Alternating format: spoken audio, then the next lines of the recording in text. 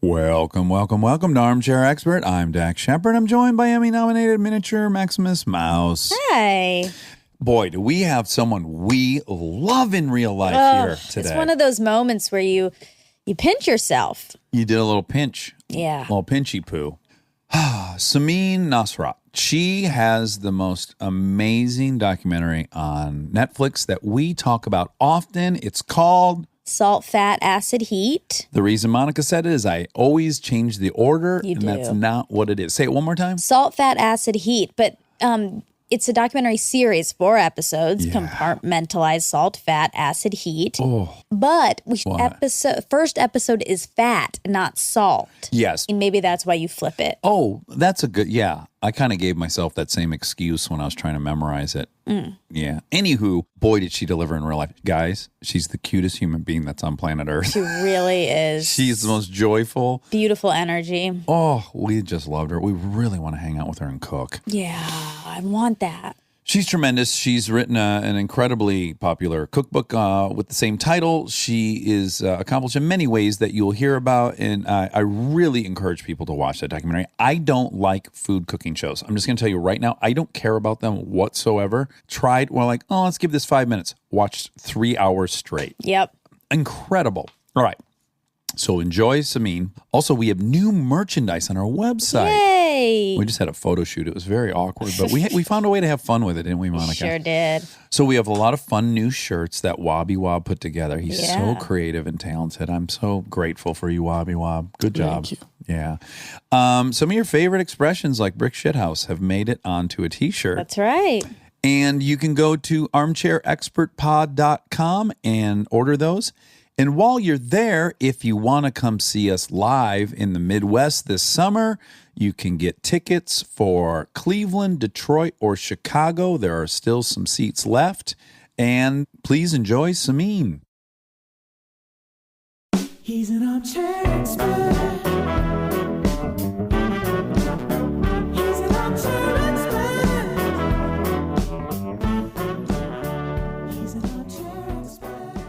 Samin, we were not going to start recording, but now we're going to, because you brought with you this beautiful little jar of apricot jam that you made, and then you started telling me about it, and I thought, you're already on fire. I want to know. Okay, so. Yeah, because you're like, tell me the simple steps. And I was like, well, first. First, you were going to the only farmer in the world that is maybe a psychopath, but in a great way. Amazing. His name's Andy Mariani. And he only sells these apricots. First of all, I'm grateful you say apricot. Oh, because some people say apricot. Apricot, to me, that triggers like a snobby thing. I don't know what I'm basing that on. Maybe people think apricot is snobby, but to me, like apricot sounds a little snobby. I think we should invent a new thing where maybe we could write a song, like instead of you say tomato. Oh, right.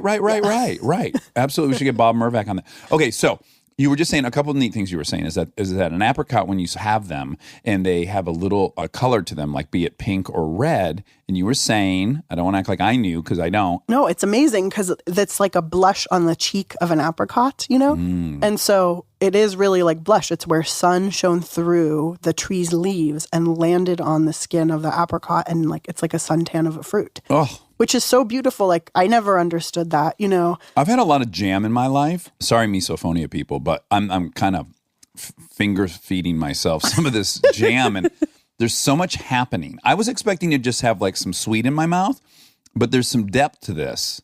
I don't have the right food. Oh, there is. Yeah. That you can't reveal. No, I'm going to tell you. Oh, good. Okay. Well, secret generally means we're not going to find out. But just like it's just not obvious. You're like the magician who immediately shows you the magic totally. trick, which I like. I have no game.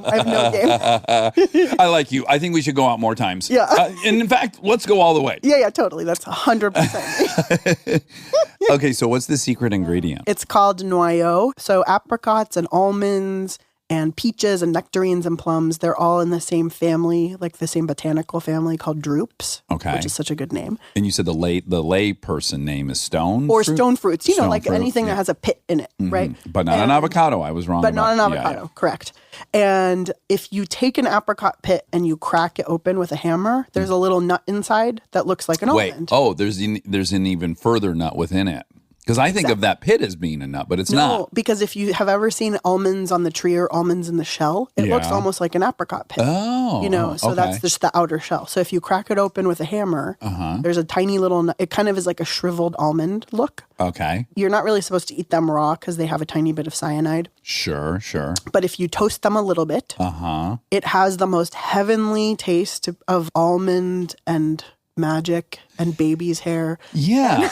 Like, to be honest, it tastes to me like you've ground up just a bit of like a Jack Daniels cask. Like, like it's got a burnt woody, like there's something happening. And so then I steep those in a cheesecloth in the jam. Okay. So it just like fills it with magic. How are we getting rid of the cyanide? Just the heat? The heat kills it. denatures It's a it, very yeah. fragile poison. I need to remember that when I poison my wife. Just feed her raw apricot kernels. Okay, great. This should not be hard to do. She'll eat anything that They're very that bitter though, is- so nobody really wants to eat them anyway. I could mask it, I think. Okay. I could, yeah. Enough of something will probably. In fact, that you could probably advise me on how to do that. Okay, cool. Now, on an average day, how many hours a day are dedicated to either procuring or preparing or doing something cooking related? I haven't had an average day in a few years now. Right. That makes sense. But before that, all day would be thinking about what I'm going to do, dreaming and planning and going shopping for it. yeah. And I mean, going shopping is one of my favorite parts of it. It is. Yeah. Now, I have a theory, and it'll probably bump some people the wrong way, but I'm going to float it by you anyways. So, for most of the time on planet Earth, humans were hunting and gathering societies, and the women gathered. We know this. The misnomer is, of course, like we historically thought, like, oh, the man goes out and hunts, but then we have archaeological evidence that was about 4% of what people were eating. Totally Right. insignificant. Totally. Women were feeding everyone. Yes. But I do think that evolutionarily, women like to. My wife, she gets into the grocery store and she is on fire. It's like she just did a line of cocaine. I get there, I'm immediately exhausted. I'm like, too many options, too many colors, too many words, too many aisles. Everything is overwhelming to me. It's not a fun activity for me. But she is just, something kicks in, something like biological kicks in when she enters a grocery store. Maximum Mouse just entered. Emmy-nominated Maximum Mouse. Hey. Let me just give you a really quick miniature. Oh, you're wearing your sweatshirt. Oh, Oh my God. I just want you to know, because I want you to be able to file them in the right category. When I entered, they were both peeing at the same time in the bathroom and giggling, and there was water on. I was waiting to hear like a for you. splash fight. I mean, the bathroom is an experience. I've heard about the bathroom. Well, in your world, they call it an exhibition style kitchen, right? Where you prepare yeah, in front of the open guests. Yeah. So I just think of it like, wow, this should be artsy, really. If you just put the right adjective in front of it, it works.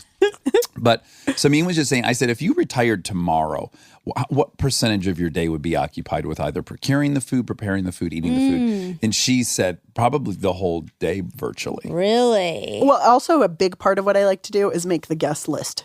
Oh, okay. Yeah. Because that's your kind of overarching theme, which we'll get into, right? Is that you see eating, cooking, this whole thing is really just a conduit to community, yeah? Totally. And that's interesting. Do you have theories on when that dissolved?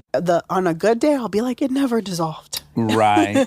And I think there are a lot of forces in our lives. And I haven't done a ton of like historical research on this. Right. So I can only speak from my gut rather than from fact. Sure. But I will just You could say, get elected quite easily. if that- but I will even just say, like, I mean, I started cooking almost 20 years ago. And even just what's happened in our world in 20 years. yeah. You know, when I first started cooking, there was barely an internet. Right. And the amount of time that takes and the amount of brain space that takes. I mean, it's so wonderful in so many ways. It brings us closer together. Yeah.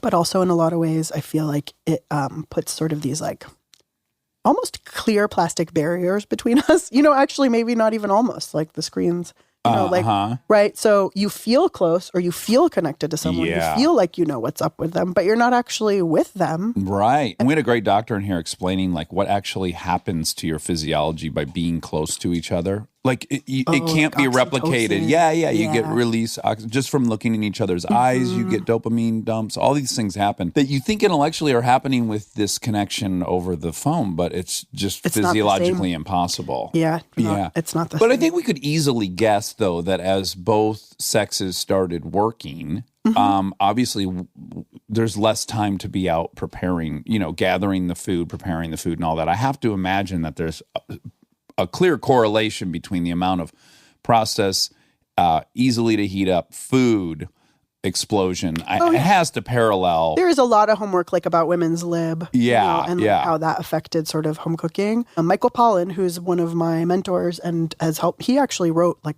a lot about this in his book Cooked. Okay. And he got kind of a lot of flack about it too. Oh, he did? Yeah, because I think some people took it like he was blaming on sort of the downfall of home cooking on women's lib. Sure. And I don't know. It's a complicated thing because to me, I'm like, everyone should cook. It should have nothing to do with gender. I actually was just reading the other day and I'm like asked this person to send me a bunch of research, but there has been some research done that says on multiple socioeconomic levels in the last period of time, I don't know, let's say 1 or 2 decades, more men have started cooking for various reasons. And even at the lowest levels because to me, if I think of men cooking, I'm like, oh, it's guys who like want to barbecue, Yes. or like, or doing, or got really super into molecular gastronomy and buying the like gadgets or whatever. Like that's probably what I'm seeing more of. Perfect 10 Charlie. Any new cooking method, he's immediately obsessed with. Totally. Like, sous vide, I must have this thing. But what this person was telling me in the research, which I have not myself read, said that even at the lower socioeconomic levels, more men are cooking just because they have to. Sure. It's an interesting, and then I just live in a world where I'm always going down paths of like, what will happen if? And, I live in the Bay Area and there's Soylent, and that's where all the food delivery services started. And that's where like the meal kit, actually Blue Apron is from New York, but a lot of that kind of stuff is being invented and disrupted in the Bay Area. So I see a lot of it and how people are choosing it. There was a restaurant, it went out of business, but it was the innovation, and I use quotation marks quotes here, was that you would order your quinoa bowl, but like your entire experience of being in this restaurant was humanless. Okay. So like there was like a pad where you ordered it and then like a locker popped open and you got your quinoa bowl. And it went out of business. No, just quickly, do you think, I mean, I'm asking you to guess what their intentions were, but do you think they thought, that there's something high tech about this? I wish I were a little bit more like articulate and prepared for this discussion. So my brother is in the tech world. He's an engineer. Okay. And my little brother, his name is Bahadur. And when the three of us, I have 2 brothers. When we were little, our mom was very fair, was always obsessed with fairness and not choosing a favorite and not treating anyone differently. So like in the car, we always rotated whose day it was to sit in the front. And at dinner time, we always rotated who said what their favorite dish was that mom was going to make. Okay. So like I was always like, make this, like thing with 9,000 ingredients, or make this complicated thing. And Bahadur, in Persian food, the dishes are usually like fava bean rice is baghali polo, or lentil rice is adas polo. So it's always like something polo, right? But like usually it's whatever's mixed into the rice. So Bahadur would always ask for like baghali polo without baghali, or like he just wanted to be like plain. He was like, I just want to eat the plain rice, right? Yeah. And now he's on a ketogenic diet, right, which he loves and has been really good for him. And he has a blood disorder; it's been like really healthy for him. But I always look at him, I'm like, that's so joyless. I could never do. I wish I could. I'd probably be a lot healthier. Right. But so Bahadur, this is all to like set a stage for him as a tech person. Like last week, he went on a vacation to Japan. And he sends me this text from Japan. And he's like, okay, I'm not a coffee snob, but like, do you know anything about coffee? Because like, I'm seeing a system here that I can improve with tech. And I'm just like, you've never had a cup of coffee in your life. And you think, that's sort of like that tech thinking is like solve a problem. Yes. Right. Yeah. He knows nothing about coffee. Right. He knows nothing about like food distribution. And he's just like so ready to solve a problem, but he doesn't know anything about this industry. And I'm just like, okay, there's like all these companies who are like merging with tech and have funding, and people have been solving these problems for hundreds of years and decades. And like you had 1 cup of coffee in Japan, and you think that sounds like he and I would get along famously. Seeing problems where maybe there aren't totally. any. Yeah. And so there's a little bit, to me, I see that as a person, like besides cooking, I've spent a lot of time immersing myself in like understanding how food systems work and how food gets to our table in this country. And when you say systems, you mean from it being grown or harvested? Agriculture, the distribution of it, how community gets or doesn't get a grocery store, and how those decisions are made by the grocery stores. stuff like that. I'm like you. I'm a dweeb who like likes to immerse myself in stuff and just understand all of the little minutia. Right. And not to say I'm like some big expert on all this stuff, but I know more than my brother, and I know more than a lot of those tech guys. Do you think maybe in his mind, because I can see this is the lie I would tell myself. I would go, oh, it's actually an asset that I don't know anything about it. Because you can get so immersed in something, you can be inside of the forest that somebody on the outside that knows nothing about it can just go, that on the surface seems illogical. This is how it's working. Things can be like through tradition and all this passed down, and everyone that was, inside of it just can't even see it. So on some level, I would imagine he probably could do that. I want to be an angel investor into his coffee distribution. Okay, cool. ploy. I'll let him know. But like, I totally get that. Of course, we need people thinking in different ways than the way how everyone has been thinking since the beginning of time, because like these problems aren't getting solved. Right. But also, let's say, moderating your ego to understand that you do need to understand some basic things, especially the food system in this country is so complicated. And getting food distributed, grown, cooked in people's mouths, in people's homes is so complicated. So to like think that you can, and I literally texted my brother back. I was like, are you literally texting me from Japan about coffee right now? And he wrote back, yes. I was like, let's talk about this when you get back. By the time he was back, he was over. He had seen something else that wasn't working perfectly on his way home and got another idea. Now, when you say that it's complicated, I have to imagine there's a lot of factors that make it complicated. I would have to imagine at least one of them is it's a Herculean feat to feed 300 million people. Like, in the way our agriculture has evolved into like big agribusiness and this and that, and how like even how they farm here in California is so different from where I grew up in Michigan, how we farmed there. And there's also been, like the wheat revolution that took a big tech breakthrough to actually feed 2 billion people. So I would imagine that's one element of it. And then I have to imagine the business incentive is a big component of it. And government subsidies. Government subsidies, right. The fact that everything we eat is made from corn virtually, right? Because corn, soy, and wheat, yeah. Because that's what we subsidize. And I think the logic behind it, right, is corn keeps really well. It's not completely insane, right, that they doubled down on corn. Because I've often thought, why don't they double down on spinach? That's much more healthy for us. They could figure out all these products from spinach. But spinach does not keep all that well. But you can dump corn in a huge silo, right, and it stays. Yeah, I guess that's part of it. I think also, like, a lot of it had to do with post-war. They were like, we need to make sure we bolster American economy. All of this energy and stuff that was going into creating weapons, they basically, those companies pivoted and started creating pesticides and herbicides. Right. Like, it's just such a complicated thing that traces back. Sometimes when I find out where something started, my mind is like, what? That's the reason? Yes. That we're still doing this? But I do want to say before we even go down these roads that you have a show, Fat, Acid, Salt, Heat. Salt, fat, acid, salt, heat. Fat, Acid, heat. I love you so much, Minch Ross. Well, you started on me, so you can start. Yeah, salt, fat, acid, heat. I just want to start by saying this. Yeah.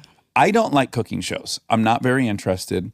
Monica and Kristen and I started watching your show, and we thought, oh, we'll watch 5 minutes of this to see. Yeah. And then we watched 3 hours. We watched the first 3 in a row. And then I went home and watched the last episode. You stayed up till like 1 a.m. Yeah. I it was so good.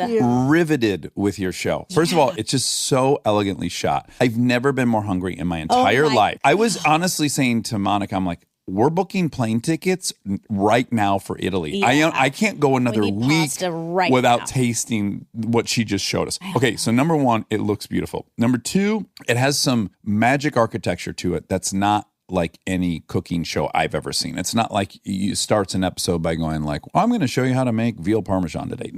It's not like that. It's this weird exploration of culture, of food, just the passion that some people have. And then you're 95% of the magic ingredient. Absolutely. Because you're so lovely to watch. There's something so infectious about watching someone do the thing they love the most. Yeah. There are moments, y'all, if you've not seen the show, it's so fun to watch. You cry several times. I know. I cried in every episode. They didn't show them all. Oh, it's so special. Samin will take a bite of something. We were both like, as much as we wanted it, we were also like, we wanted to feel the way your Yeah. capacity to gonna cry feel. right now. Samin she takes a bite of something and just starts crying. And you're like, it already looked amazing. Now that I'm seeing it's brought her to tears, this thing must be transcendent. Maybe every 15 minutes, one of us would say, I like her. Yes, yes. We like could not get over just the feeling we were getting from watching it. You're one of So the most visceral. likable people I've ever seen on screen. You're so likable. So we became obsessed with you, became obsessed with your show. People have to watch your show. It's so, so good. It's one of the best documentary series I've ever seen. It's Thank just you. so beautiful in every way. It's such a wake-up call. To me, I'm like, oh no, short ride on planet Earth. Let's like eat the greatest things that I can have and let's be thoughtful about it. And not in any kind of lofty, elitist way. You're going to make a decision 3 times a day to eat. We must all do this. And you could have a crazy, great experience any one of those 3 times or all 3 of those times. And it's just, it's more than just eating it. A lifestyle. A lifestyle. Yeah. Yes. So that's who you are. And then you have a really interesting story that kind of gets revealed pretty late in the documentary, but we're going to blow all that right here. But you have interesting origin in that your parents came from Iran to San Diego in 1976. Yes. And can I just quickly ask, what did mom and dad do in Iran before they left? They were both English teachers at the Air Force Academy in Iran. Oh, okay. Yeah, that's where they met. And there was the Shah Revolution. Yeah. Is that what? So my dad's side of the family is a religion called Baha'i. Okay. And my mom's side of the family is Muslim. And so Baha'is were facing religious persecution, or they knew that they would once the religious revolution occurred. Right. So basically Baha'is like all fled. So my dad's side of the family dispersed. We have all a over the huge world. Persian community here in like Beverly Hills and stuff. Do you think they were largely Baha'i? No, they're largely Jewish for the same reason. Okay. Religious persecution. Okay. And so, I mean, and also there are a lot of Iranians who are just secular. Well, even currently, it's one of the higher rates of secularism within the Middle East. Totally. Yeah. And so it's like an awkward thing because it's a religious republic, but Yes. a lot of people aren't really religious. And so Yeah. my dad's side of the family all left, just fearing that persecution. There's also, I don't know, in my personal family story, there's a lot of lies and deception.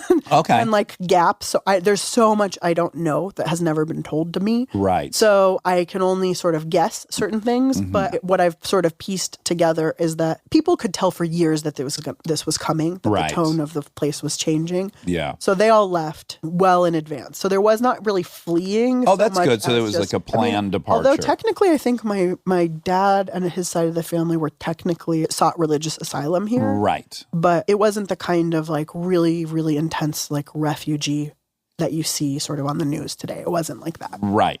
And so their skill of teaching English, probably highly valuable in Iran. What then do they do in San Diego? So I had an older sister when my parents came. She passed away as a child when I was 1. When you were one. And so my mom was raising first my sister, then my sister and me, and then later me and my brothers. Yeah. And my dad, he had always wanted to be a photographer. Uh-huh. And so, but his dad like wasn't cool with that because it was a little too dreamy and not practical enough. Yeah. I mean, it's immigrant. It's like a classic yeah. immigrant stuff, you know? Yeah. So my dad worked at, do you know, like, I don't know if they still exist, but there was National University. You know, it's kind of like a for-profit, you know, like Like a Phoenix. like a Phoenix University. Yeah. He was the dean of foreign students. Like he helped foreign students get their paperwork done because he had just gone through it, right? He had just gotten visas and stuff. Yeah. And you guys lived in La Jolla, which is a really nice. We lived not in La Jolla. I went to La Jolla High. Okay. But we lived in another suburb nearby. But things were good. They were comfortable and. It was comfortable-ish. It was interesting, like when my mom like did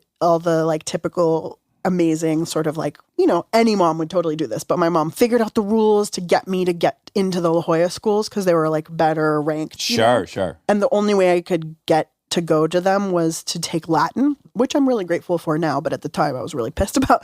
And Sure. so- Why are you grateful? and Because there's so much in cooking that's. just like it would made it really easy for me to learn Italian. It made me, Oh, okay. I understand like the base of so many languages. Yeah. I'm really glad now that I took it, but at the time it was like all the cool kids took Spanish. Sure. And so when my mom like got for me like the ability to go to this school in the Right. fancier suburb, she like sat me down and she was like, I just want you to know, like, you're going to go to this school. You're going to see other kids and they're going to have stuff. They're going to have cars. They're going to have cell phones. They're going to have fancy clothes. Yeah. And you're never going to get that. Like she was like, Like, let don't me be ask. clear. She was Yeah. like, and when you come and ask me for that, I'm going to tell you no. You know? And So it was real talk. Yeah, real talk. Yeah, And real talk to me. You're not getting shit. Like clockwork. You know, the next year I was like, Mom, like all the kids have suede hush puppies. You know? And she was like, remember what I said?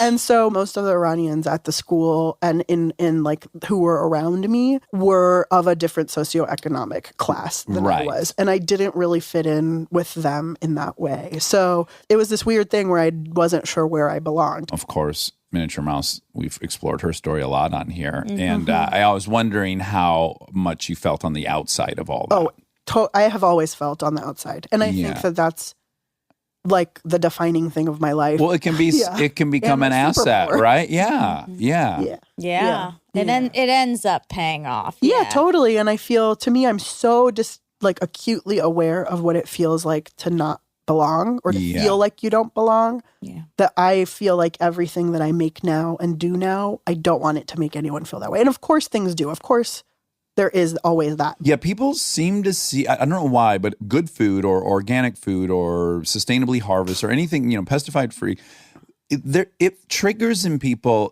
this elitism, which is a bummer. I'm really upset it's been branded that Me way too. because it's preposterous to think that Yeah. anyone should be eating, more or less healthy food based on what socioeconomic bracket Well, they're it's in. so interesting.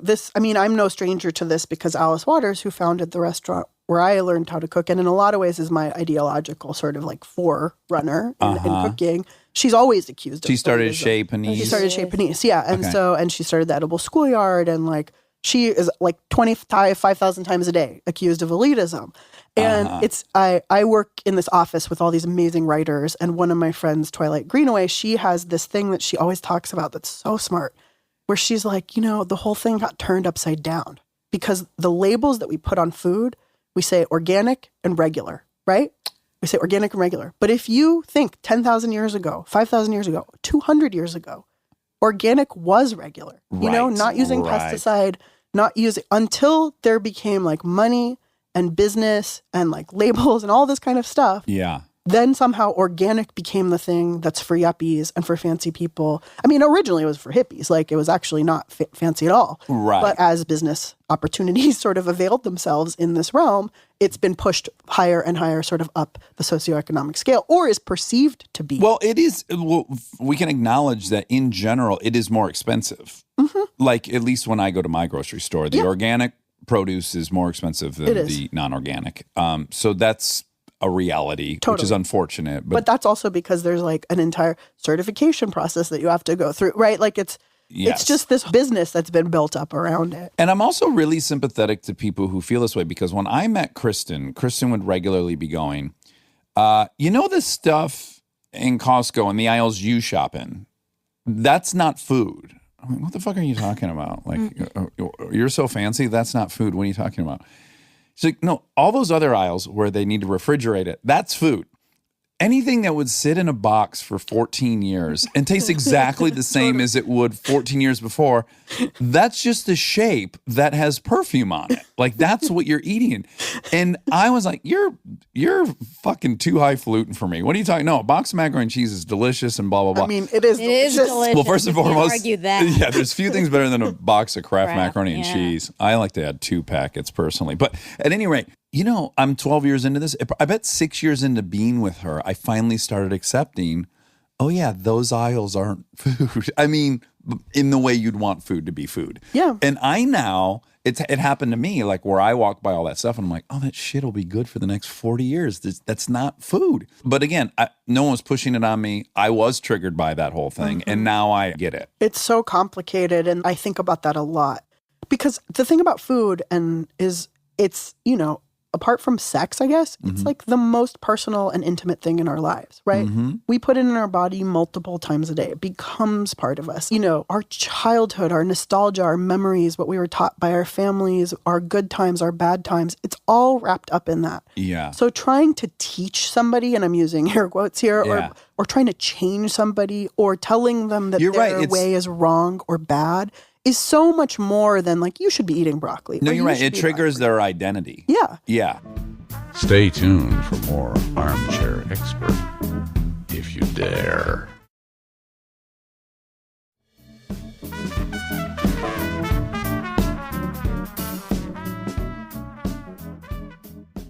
Still all my favorite when my mom visits. I just make her make one red meat dish after Every another, day. ground beef She dish makes after a lot another. of good beef dishes. Well, like what? Can you tell me a few?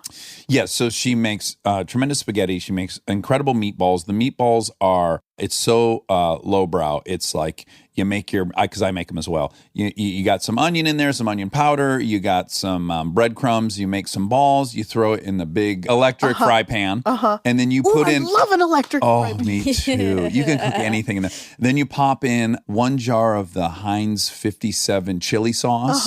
And then you pop in some raspberry jelly. And No. then yes, and then a bunch of A1. And you just let that shit stew for like 3 hours. And it's so so good. salty and so sweet at the same time. You can't you stop feel- eating It's them. water. Do you feel self-conscious explaining this? Absolutely, Yeah. absolutely. No, it's Well, I'm telling you, But you where would. did she invent the raspberry jelly edition from? I don't know where she got that one, but we both use the same spaghetti recipe, which is we incorporate carrot and rosemary, and that came from my grandma's friend, and then we got our hands on that recipe, and it lives in its original handwriting in like a little book I have. I love that. She also made, here's one little, I mean, this couldn't be more lowbrow. I made this for Monica not too long ago. Ground beef in a pan, a lot of ground beef, diced onion, a little garlic, salt, whatever. Then a can of Campbell's cheddar cheese soup. Oh, right. Mix that up. Then you make your Bisquick pad, and you roll out a Bisquick pad, and then you cut little slats in it. Then you shovel half of the meat into this casserole. So then you put big hunks of sharp cheddar cheese on top. Then you crisscross all the Bisquick, and you knot it up, and then you pop that in the oven. Now you still have half of your concoction in the fry pan. You add another can of Campbell's cheese soup. That becomes the gravy. We're not done. You pull it out. You dump gravy on it, but then you need ice cold applesauce to pop on Wait, there what? with it. Yeah. Oh, right. Yes. Every bite should contain half of the Bisquick thing concoction, But and you then called it something. Now I forget what it was called. You had you're a not name thinking for about it. shit on a shingle. No. Okay. What's that? It's a casserole. I've heard of that. So we make this. This is in my family for generations as well. It's only prepared during Christmas. Very special. It's it's a religious dish. We're going 1 pound ground beef, 1 pound hot Jimmy Dean sausage. Mix that up. Whole block of Velveeta. Mix that up. Pop that on little rye toast crackers. Then dump garlic salt all over that. Pop that bitch in the oven. Pull it out. I'm telling you, So good. I think I've had that before. greater than the Yeah. sum of its parts. It's incredible. We have a cooking expert on here, and I just took 10 minutes talking about my Explaining white on trash. a shingle. I love this stuff. We Yeah. spent like 2 months every Wednesday. Dax would make one of his recipes, which was a lot of this stuff. All white trash stuff. Yeah. But it was all so good. And it was so fun. It was like every Wednesday we knew we were going to do this thing. Yeah. And it was community, like Yeah. you said. Yeah, and the anticipation, and my then God. these Yeah. chicken I sandwiches. really want to come to one, please. I would love to have you. If Samin took a bite of our chicken sandwich and cried, I don't know what I would do. That would be the I would for ultimate. sure cry. Okay, back to La Jolla. You graduate from La Jolla, you go to UC Berkeley. That's a hard school to get into. I think 20 years ago things were a little different. No, because I went to UCLA 1 year after you went to Berkeley, and at that time, UCLA was like starting grade point average was 4.09, and Berkeley was harder. Hard school to get into, went- and you you know, must have done brilliantly in school. I was right, like I was the oldest kid in an immigrant kid family. The message I got constantly was basically, I mean, subliminally, not Sure. not like Overtly.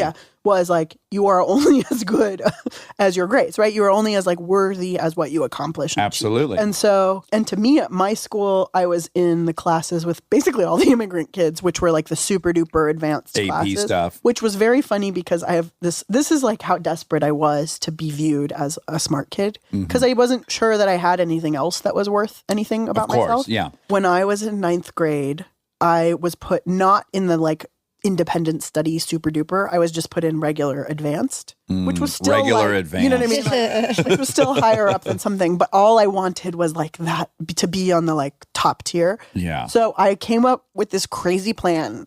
I mean, it was so insane.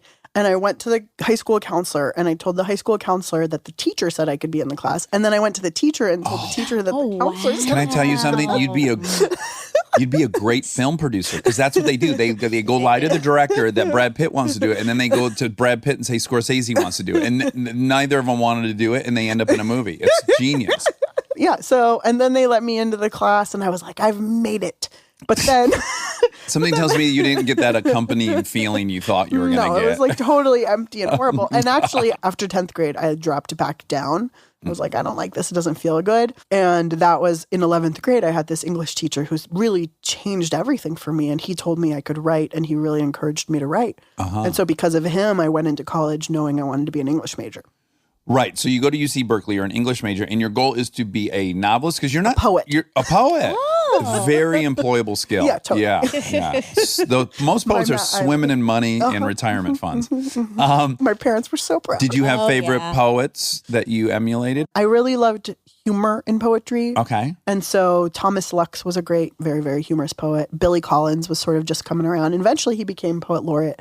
He's really funny and really sort of very grounded and down to earth in his writing, which I really liked. I also loved like Emily Dickinson, who's I think like death day is today, like 200 years or something. Oh, really? You can fact check me I will. later. I sure will. People often ask us like who we'd want to interview, dead or alive, and she'd make my top 10 God. list. Oh, yeah, Her, that'd be a so great one. fascinating. Yeah. yeah, do you know a lot about her? Not a ton, no, but just the fact that like she was worthless till she was dead. That's a good one. And she sat in her room virtually her whole life, right? And she had an imaginary love affair with the gardener. She was like obsessed with the gardener because she would watch him out her window and stuff. It's crazy what can emanate out of your imagination because it's not like she was experiencing much of anything. No. Yeah, it's somehow it's so resonant.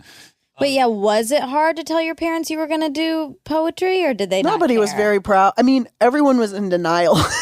Yeah. They were like always like, oh, but when are you going to change your major to something, you know? And when they realized I wasn't, then it became like, well, when are you going to go to grad school for something like actually useful? It's Of sort course. of, and still I think like some of my aunts and uncles every once in a while will bring up grad school. Yeah, well, don't rule it out. Yeah, don't rule it out. Yeah. That could be Keep it on the back burner. That could be your next Netflix series that you go to grad school. Yeah, that's a good idea. Yeah. Could teach at a grad school. Yeah, They should have cooking at school. Well, they have Cooking at school. There was a fascinating 60 Minutes a few weeks ago. Did you see it about the competitive wine tasting rivalry between Oxford and Cambridge? No. These motherfuckers, they can identify. I think they have to taste 1,500 wines in the competition, and they can tell you what country it's from, what region, what year, what grape. Like it's And crazy. it's a club. It's like a student club. It is a student club. Wow, that's so cool. And they're athletes. That's amazing. It might have been on HBO Real Sports. I might have just advised the sommelier last night a wrong network, which scares me. Because I asked him if he had seen it and he hadn't. Yeah, I'll find out. That sounds great. So up till that point, you didn't cook as a kid. And then how do you discover that you love cooking? It was a bit of a journey. So my freshman year during the orientation at school, they're like, oh, there's these things to do in Berkeley. And somebody said, oh, there's a famous restaurant called Chez Panisse. And I was like, what's a famous restaurant? I mean, it's not, I just want to explain, like San Diego, 1997, immigrant family. Like my mom's an extraordinary cook. I grew up eating her food. And then we had tacos. Shakey's Pizza Or occasionally. Shakey's Pizza, Sure. yeah. I don't know if I've Salad ever bar. gone to Shakey's, but I really wanted to because they had the combo of chicken and pizza. Yeah. They also generally have a salad bar, which I never turned down a salad bar. I love a salad bar. I've Still- had food poisoning more than anyone you'd ever meet because I'm such a proponent of the salad Oh my bar. God, Whole Food Salad Bar is like my second favorite restaurant. Can I just tell you really quick? This is one of the most embarrassing stories ever. So I did a USO tour, and there was a in Afghanistan, and on the way back, we had a layover in Kuwait, and there was like a first class lounge, and I had been eating like army rations for 9 days. So we get into this first class lounge, and there's this beautiful buffet laid out, and I'm like, oh yes, and I start going at this buffet, and I'm with 3 friends, and they're all going, you back off this buffet, you don't really know what's going on. This is beautiful food, it's beautiful. Girls, the plane had not left the terminal before it occurred to me things are going south in a hurry. I had a 12-hour flight to Germany, then a 8-hour flight to New York, and then a 5-hour flight to LA. Without question, the worst 30 hours of my entire existence on planet Oh my Earth. God. Literally considered, I'm going to have to break my sobriety and drink alcohol. Like, I need something. Yeah. Something has to help with this situation. The last time I had food poisoning, I didn't know what else to do, so I went to emergency acupuncture, and that totally helped. But, It did? Yeah. And she gave me some crazy Chinese herbs because I was in such pain. Yes. I mean, the pain, and you just feel like you're like, I think dying would be easier. Exactly. Yeah. You went to Chez Panisse. You didn't even know such you a heard restaurant it was exists. a fancy restaurant. Yes. Oh, yeah. And so I was like, why would I go there? And they're like, oh, your parents can take you when they come to visit. I was like, maybe white people's parents take them. Not mine. Yeah, your mom's coming up with a rice cooker. Totally. And, And so then, I kind of just knew that it was there. Is it outrageously expensive? I mean, I think for what it is, I wouldn't call it that. But as a student, it's 2 restaurants in one. So downstairs, it's a formal dining room with like a fixed menu. Preset, okay. And then upstairs, it's a la carte. And so Free for all? Free for all, yeah. And so downstairs, I think the Mondays were $35 and then the price goes up, and by Saturday it was $65 or $70. So for a student, it was definitely more than I would ever spend. And so I just was like, why would I go there? And then my sophomore year, I fell in love, and my boyfriend was from the Bay Area, and how he like showed me, his favorite pizza and his favorite burrito, his favorite ice cream, and he'd always wanted to go there. So we saved our money for 9 months, 8, maybe 7, I can't remember. Some months. Yes. 7 months, let's say. We saved $200 and we went there. I love this story so much. I love it too. There's so many elements I like. I like that you can feel like an outcast in high school, and then you go somewhere special like Berkeley, and then you find somebody, and then you save your money and go to a romantic restaurant. I want to time travel. And no wonder. I mean, so some of your first experiences are love tied to food. Totally. So it's kind of no wonder you. And like we, by then, I think because we were saving up for this thing, I started learning about it. Oh, okay. And so then I knew a little bit maybe who Alice Waters was. And I found out that we had friends who were bussing tables there, and I still didn't really know very much. And we went in. I remember I wore a denim skirt and a black tank top, and we would go sit down. And now that I know every inch of that restaurant, every detail, and I know like the time of year we went. It was May. It was around this time of year, and it was graduation time. So the room was filled with people and like graduates and their families, and and regulars who'd been coming there. But it's a fixed menu, so like in theory, every table should have the same thing. But some tables had other things, and I was like, "Oh, what are those?" Like I was like, "Who are those people with the other things?" Sure. And so food came, and it was really delicious. But again, like I'd grown up eating really delicious food. So that wasn't exactly what sort of knocked me off my rocker. What really got me knocked your tank top off? Yeah, knocked my tank.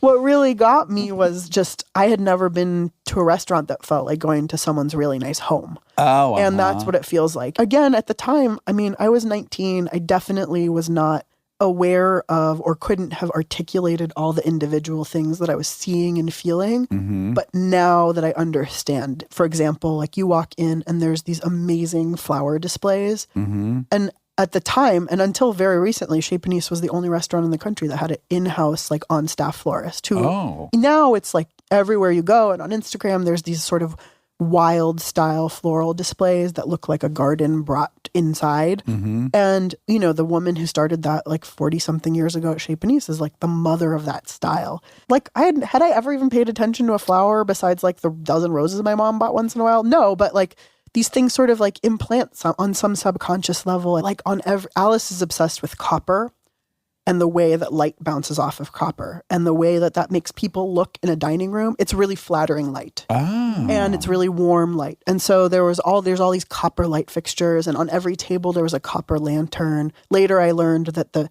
man who was on staff who built all of that stuff and that handiwork was from Afghanistan. And there were a couple Afghan families who Alice had sponsored and brought over and sponsored their visas, and they became like part of this amazing almost 50-year institution. And this guy Khalil he was an engineer in Afghanistan, and here at Chez Panisse, like he was the guy who could build anything and could fix anything. And so he built these beautiful copper lanterns. So it's just like every single thing had been thought through to make you feel a certain way.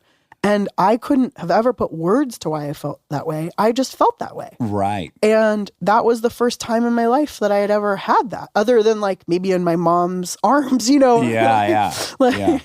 And so the dessert was this chocolate souffle. And I had never had souffle before. I want that. I And want so- that.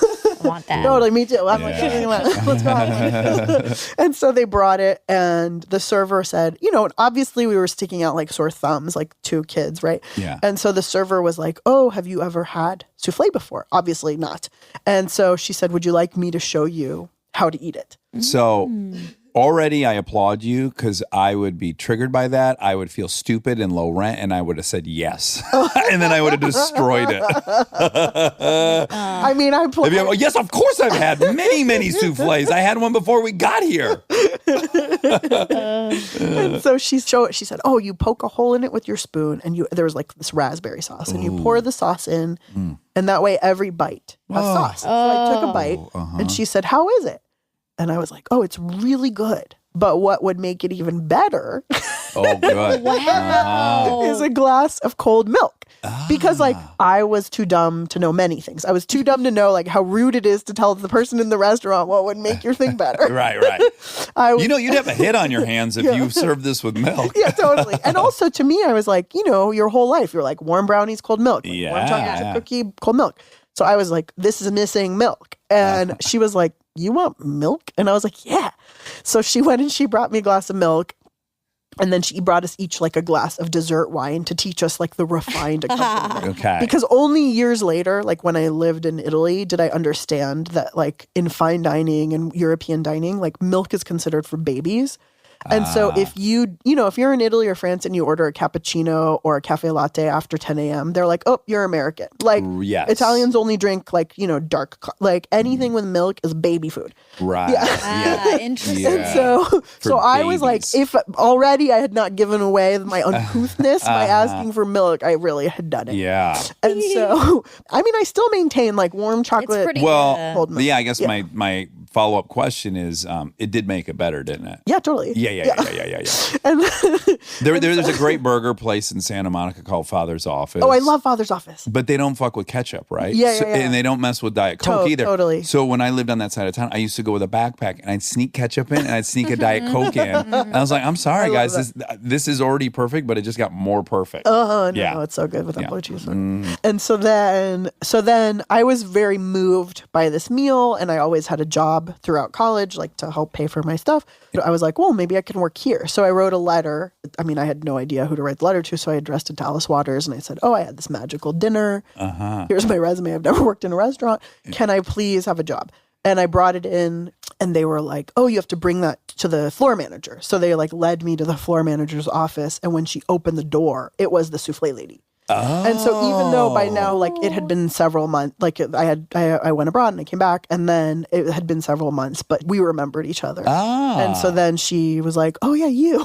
Yeah, milk lady. with the milk. The baby. And then she was like, can you start tomorrow? Which meant nothing other than she was desperate, you know? But then I started the next day, started bussing tables. And so, and like I said, I'm like this immigrant kid who was taught that my self-worth was based on working really hard. Yeah. And so I'd always been searching for like people who were as crazy perfectionist hard workers as I am.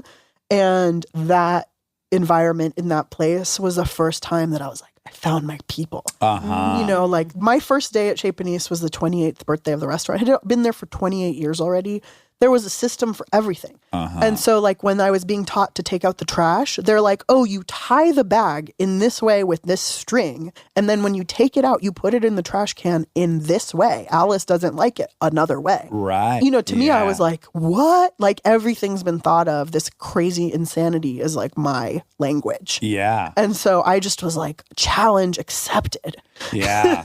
Well, it's like a complex machine. It's like cogs, right? Like it's so easy for one thing to go wrong and then the whole thing collapses. Exactly. And if you don't want to be the weak link in a whole system, and for me at that point, I had no interest in, I wasn't really there for the cooking. I was there just for the staff meal. I was like, I want to get there at 4 p.m., eat the first staff meal, work my shift, and eat again at midnight. I was like, 2 meals, yes. Yeah. And it just, everything tasted so good. But you see, all the time you're walking through the kitchen and vacuuming the dining room and sort of seeing how this place runs, and the fact that like, it's all about the cooks. The cooks are sort of the most revered people there. And that really, at that time, that generation of cooks there, many of them had been there like almost the whole life of the restaurant. Oh, wow. Was it mixed ethnicity with the cooks, or did they like some group seemed so. to? No, No, they were white predominantly dudes. white. I mean, no, a lot of women, Okay. Mostly white. I'm trying to think. I mean, there was a whole generation a little bit after me being there. They called themselves the Shasian invasion.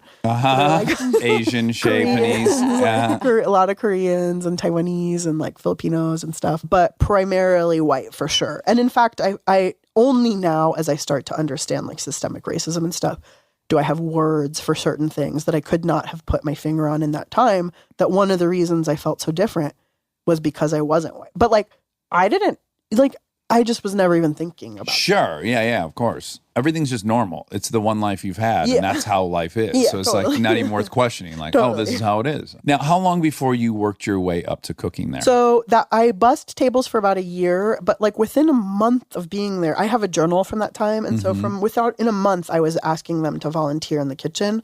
And so once a week I would come in and volunteer like all day before my busing shift. And then like chop vegetables oh or God, something? it was even like lower than like I was maybe allowed to peel onions, or Okay. like pop fava beans all day or something. And then I was like, can I get a job here? Like, can I, what do I need to do to even get an unpaid internship? Yeah. That would then maybe possibly lead to a job. At the time the restaurant was getting like every year best restaurant in America, Oh, wow. Wondery magazine and stuff. And so, they had their pick of whoever they ever wanted. Like, course. and so there was a lot of competition and there was really no reason to choose me. And eventually one chef sort of like took a liking to me and he was like, listen, I cannot give you an internship. You don't know anything, but here is this huge stack of books. Go read them, go cook from them, learn them. They're what inspires our cooking here. Pay attention every day when you come to work. Pay attention when we're tasting and talking about stuff. Right. And come back to me in 6 months. And so I did that. He figured out a way to like help get me an unpaid internship. So I started doing that. And then eventually, after like much after you murdered one of the chefs. after I murdered someone, like opened a space. Yeah. It took a lot of, I was very resilient. Like when people didn't necessarily want to give me an opportunity, I just sort of didn't disappear, Right. Yeah. And the thing about a restaurant is, and that's what I tell anyone like who wants to be a cook, just keep showing up because there's going to be a day where like there's an accident or someone gets sick or someone doesn't show up. And like that day you're a warm body and they'll put you in. Like, Yeah. There's also, again, I don't know if it's the same at Chez Panisse, but I've worked at a few restaurants and there is, and also I'm sure you read Kitchen Confidential and I love that book.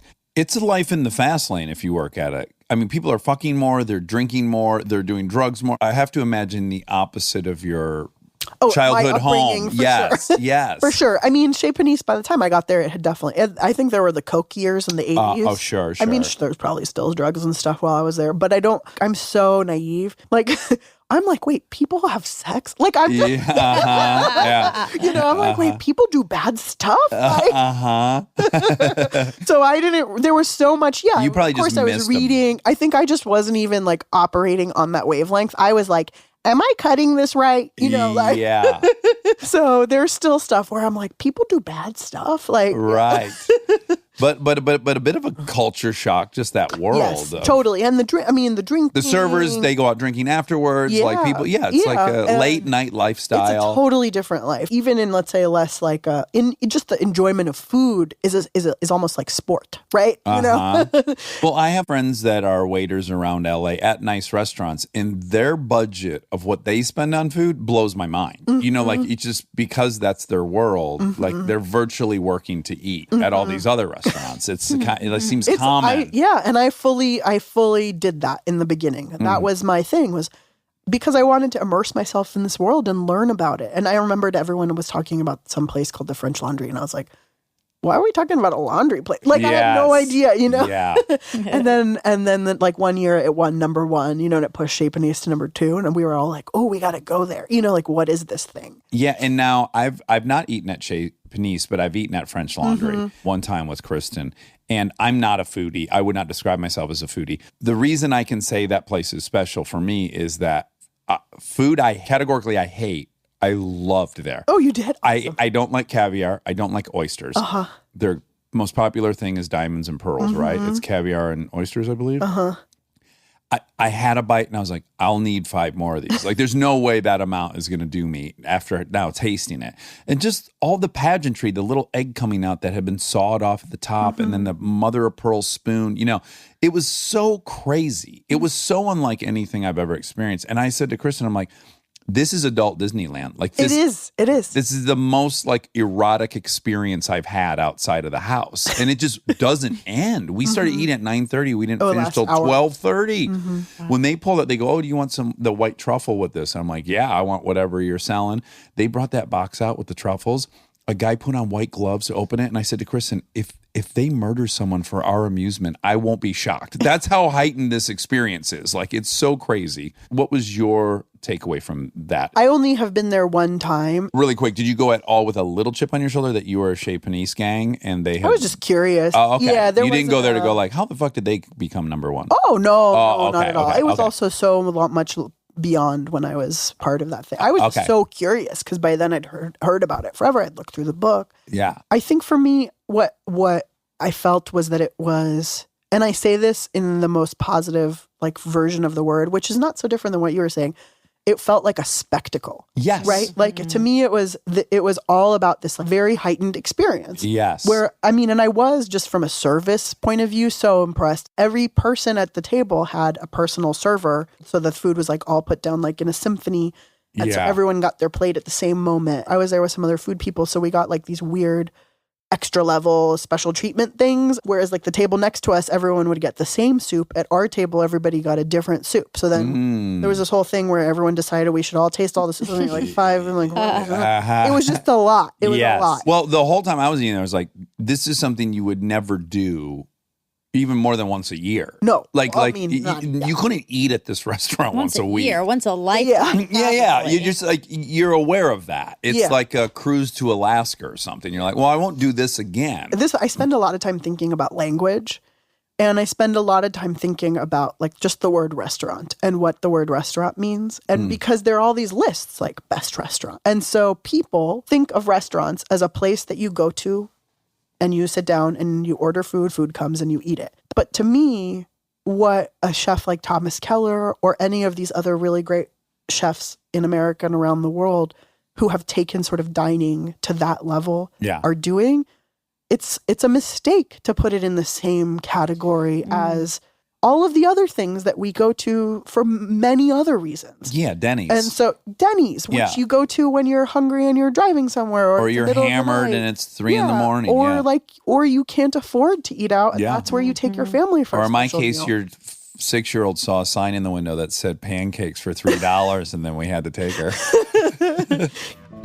Stay tuned for more Armchair Expert, if you dare.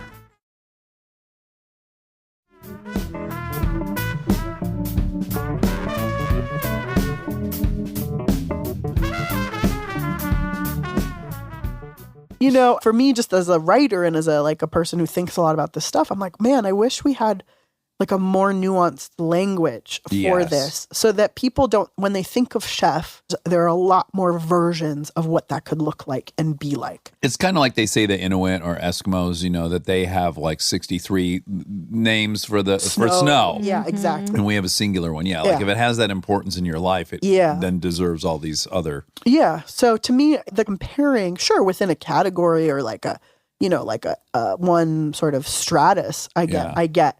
But to compare things that cost different and have like completely different sort of labor involved and purpose for the customers is a mistake. And it's interesting because I get a feeling as qualitative, if that's the way to say it, when I go to Lafayette, Coney Island in Detroit, where I've been going since I was 6 years old, and they memorize 40 people's orders at once. They add the bill up in their head. The food comes out in 39 seconds. It's every time it's perfect. Everyone in there is having the same experience. Like that is on par with French Laundry. It's just entirely different. It just satisfies a different thing in your life. Yeah. So you start cooking, you become a chef there, and then you leave and you go to Italy. Was that a hard decision? Because you had accomplished this thing you had obviously been So I was working at never for a years. chef, which are the people in charge. I was just a cook. Oh, okay, a cook. Yeah, just I to don't be even clear. know the difference. Okay. And so just to not take credit where I don't deserve it. And Okay. so I really had always wanted to go to Italy. I just became obsessed with it. Had you broken up with that nice boy was that gonna took you? ask to- Dumped that. me. Yeah. But did that overlap with your decision to go to Italy? It was over by then. Yeah, Okay. Quite often these radical changes for us It's that true. then change our life in a positive way totally. are born out of like being heartbroken. Oh, I was heartbroken for years over that. Okay. So, yeah. Okay. Good. So good, maybe good. still. Mike, come in. Mike, come in. I'd like the Ellen show. some We healing. found him. He's here. He's I regretful. think I go hide in the bathroom. He saw Salt You wouldn't be Facet. able to hide very well in Yeah, I that know. bathroom, unfortunately. I'll stick my head in the toilet. So I really wanted to go to Italy, but more than that, I think the chef who gave me the opportunity, this was also before Kitchen Confidential came out, and it was Okay. even before Malcolm Gladwell's 10,000 Hours had come out. And they were always telling me, you won't know anything about cooking till you've been cooking for 10 years. And even before he gave me the opportunity to be an intern, he said, I see in you, like, you're so smart. You're this great student. Go do that. Don't be a cook. Yeah. And he was like, if you're going to be a cook, you have to realize there's nothing glamorous about it. This isn't going to lead to like riches in a television show. Right. Like well, it's he's eating crow now. But yeah. and Bill, come on out. It's like an episode of Fantasy Island. Like, you could tell Mike you don't want to be with him. You tell Bill he was wrong. so he was, I mean, his name No, was that was- Chris, and that's he's been very incredible. sage advice. Yeah. And he was like, when you decide you want to do this, it has to be the thing you want to do more than anything else in the world, because there's no other motivation that's going to keep you Right. going. Yeah. And here I was like so earnest. I went home and like meditated for weeks. Like, do I want this more than anything? But I really wanted to write. And so I went back and I was like, listen, I want it almost more than anything, but I also want to write. So, Yeah. and he was like, okay, you can come. Okay. And so I still always was like, how can I write? How can I be a writer? How can I figure this out? And so I did apply for graduate school because that was the only thing I knew to do after, like, what do you do when you want to be a poet? You go to poetry graduate school. Yeah. So I applied and I got in, and I was in New York visiting the campus. And that same week, Chris, that chef, was on his family vacation in Italy. And I had asked him if he saw this woman, Benedetta, who had come into our restaurant for her book tour. Could he ask her if she'd ever let me come intern in her restaurant? And so while I was visiting the poetry program, he wrote to me and said, she said yes. Oh my God. So then I had wow. this decision, and I was like, do I like go $90,000 in debt for poetry, Yeah. or do I go to Italy? And so I was like, okay, I'll defer so I don't have to make it. So I deferred and I went to Italy. And so because I had such limited sort of thinking, again, I understood things through an academic perspective, through like an achievement perspective. And I had heard of this thing called a Fulbright grant, and I knew that it was prestigious. Yeah. But I didn't I've know. heard of it and I don't really know what it Yeah, means. and I was like, I don't even know why a person would get that, but like, I want that. yeah. Just in a Yeah. way where you're like, ah.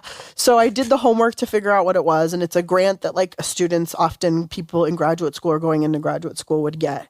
And I was really interested by then in all of the stuff about food tradition and food history and all of this stuff. And in the late 90s, there were all these laws that were passed in Europe that sort of threatened to sanitize food traditions and create basic sort of regulations, like health and safety regulations, that would crush and eradicate like thousands-year-old tradition. My brother's father-in-law, they're Chaldean. His cousins, there's a cheese that they make in there in the carcass of a goat. Oh yeah, that's the original cheese. Right. Yeah, because the enzymes in the belly are what thicken they react. That's like where Emulsifies it or and something. turns cheese from a liquid into a solid. Yeah, all these Chaldeans wanted this cheese. The FDA is not allowing you to Totally. make cheese We have in a that in Iran, carcass. too. Oh, okay. Yeah. And so these guys started doing it, and it became like everyone wanted this cheese, Underground. and they were Black making market it in the cheese. carcass, of Yeah, a yeah, goat or a totally. lamb or something. Yeah, Totally. Exactly. And in Italy, there was a cured meat called lardo di colonnata. And colonnata is near Carrara, where all the marble's from. Oh, And so in Colonnata, historically, literally since ancient Rome, so 3,000 years, they make this lardo, which is a cured sort of back fat,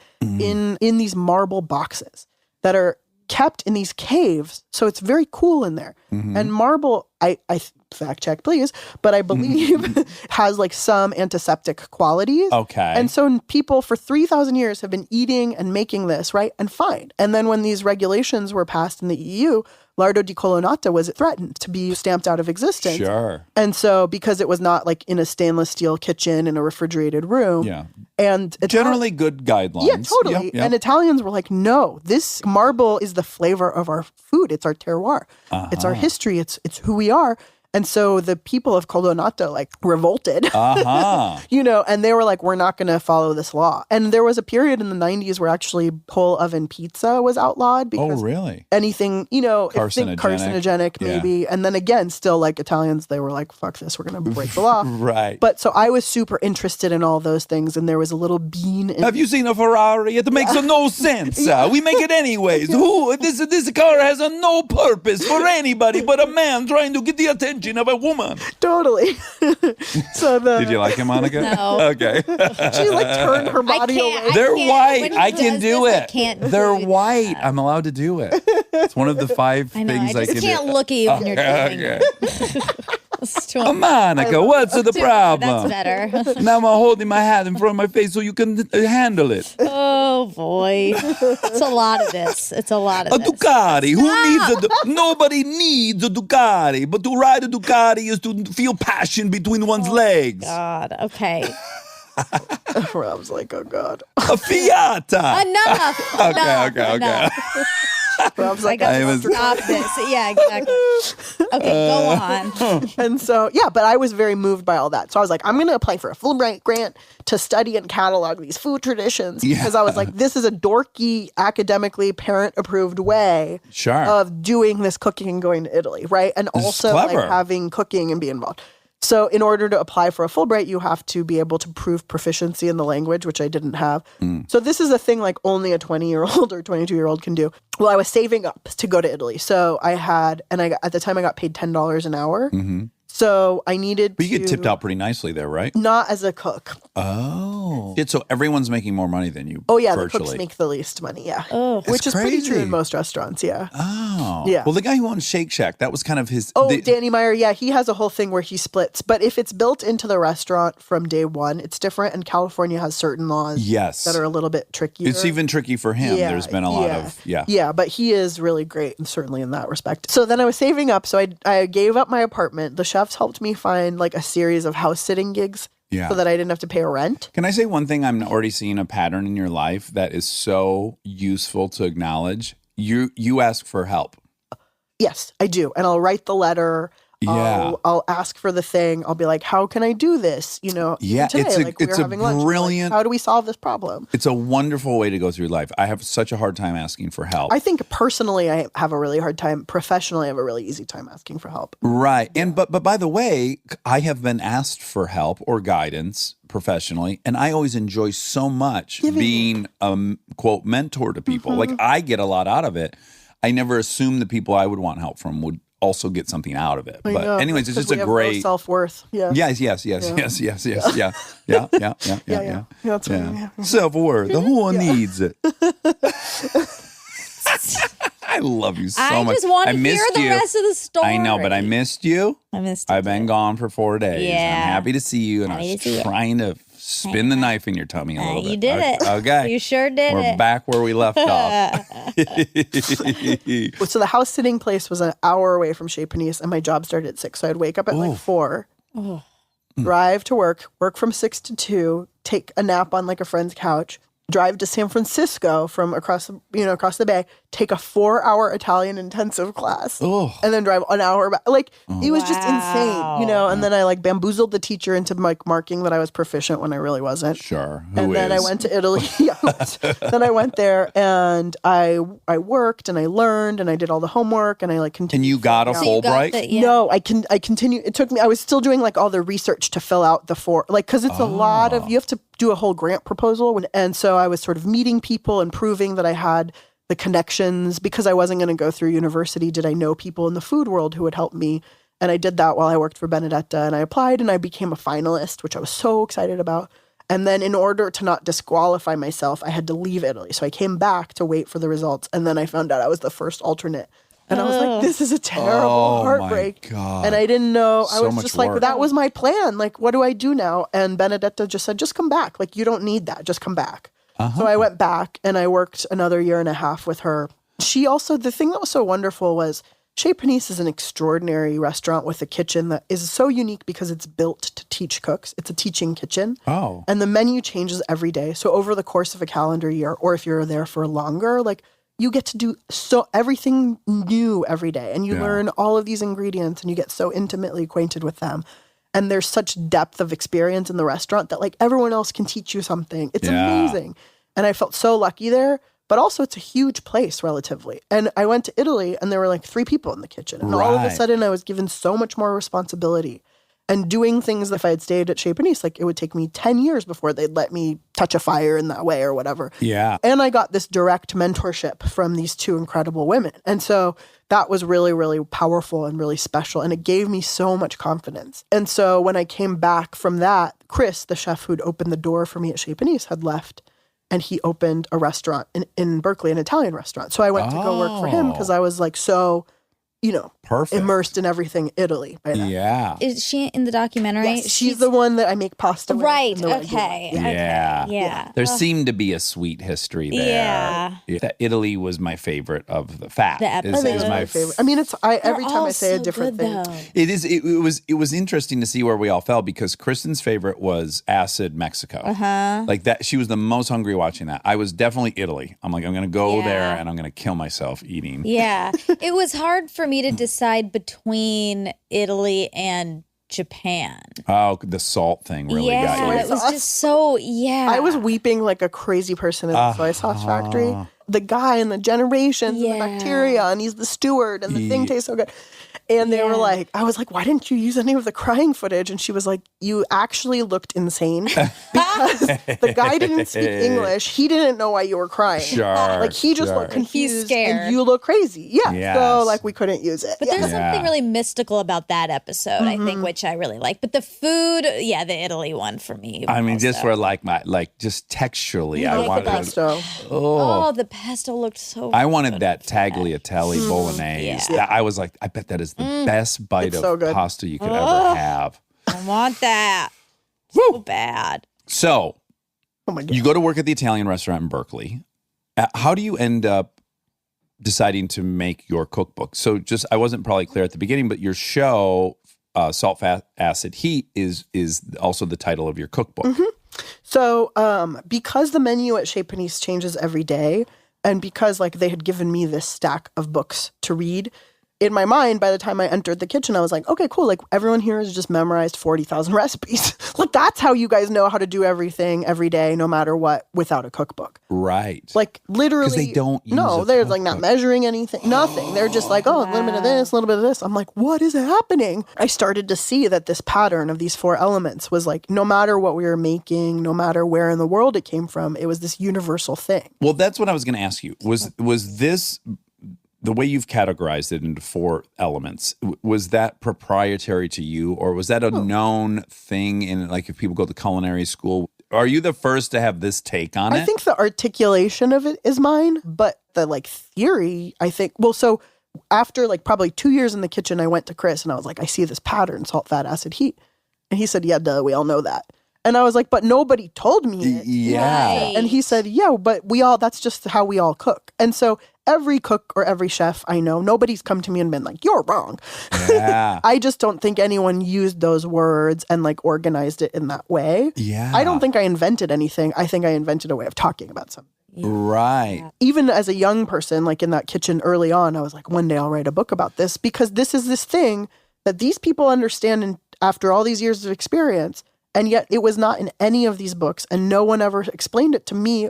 And if they didn't explain it to me, they're not explaining it to any home people. Yes. Yeah. We watched it and I was like, oh, she just explained how I make one thing that I didn't know why I did, but I would into it. And so it was the acid episode because I'll have to make Kristen this angel hair, olive oil, angel hair, garlic salt, 1 egg, a lot of Parmesan, and then cut up Roma tomatoes.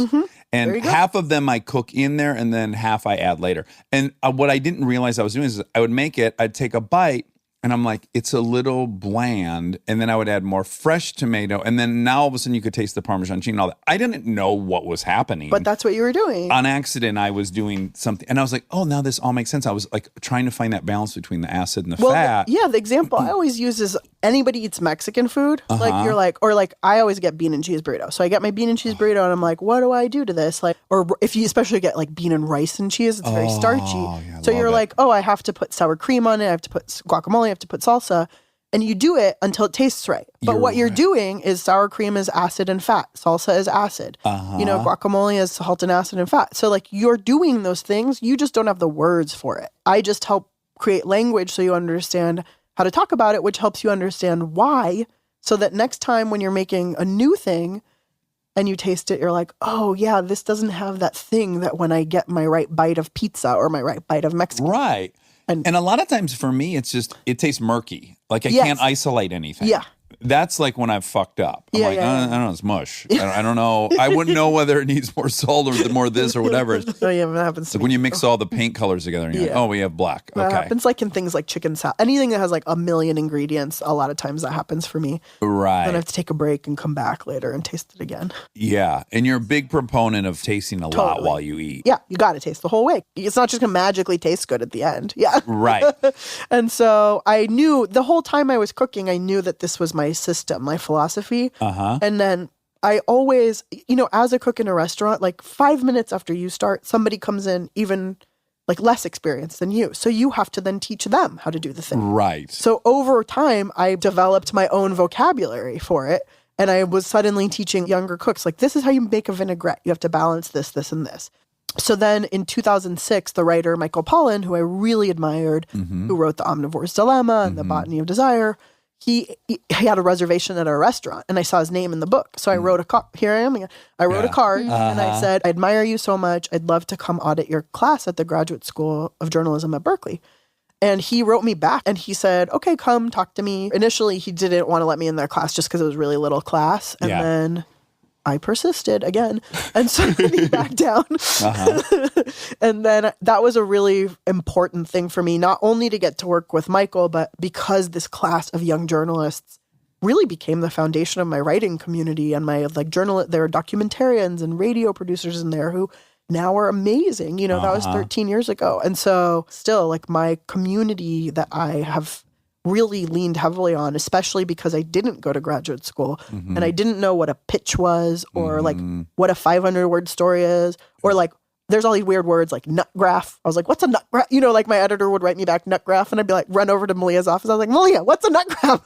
Yeah. What is a nut graph? what is It's like the who, what, where, when, why, like in a nutshell, you know? Oh, I got you. Yeah, the graph is paragraph. So like all these like things, you know, that are the word, the lingo of the thing. Yeah. And Michael was just like, you're waiting for some like thing to happen, like some award or some grant or something, but just start writing. Right. So I just started writing for like local newspaper and then like slightly bigger magazine, then bigger magazine. And then he hired me to teach him how to cook for a book that he was writing called Cooked. And as we were working together, he was like, you're really into these 4 things, like, you know, and I was like, oh yeah, that's my system. I always thought I'd write a book about that. And he was like, yeah, you should. And I was like, oh, that sounds really hard.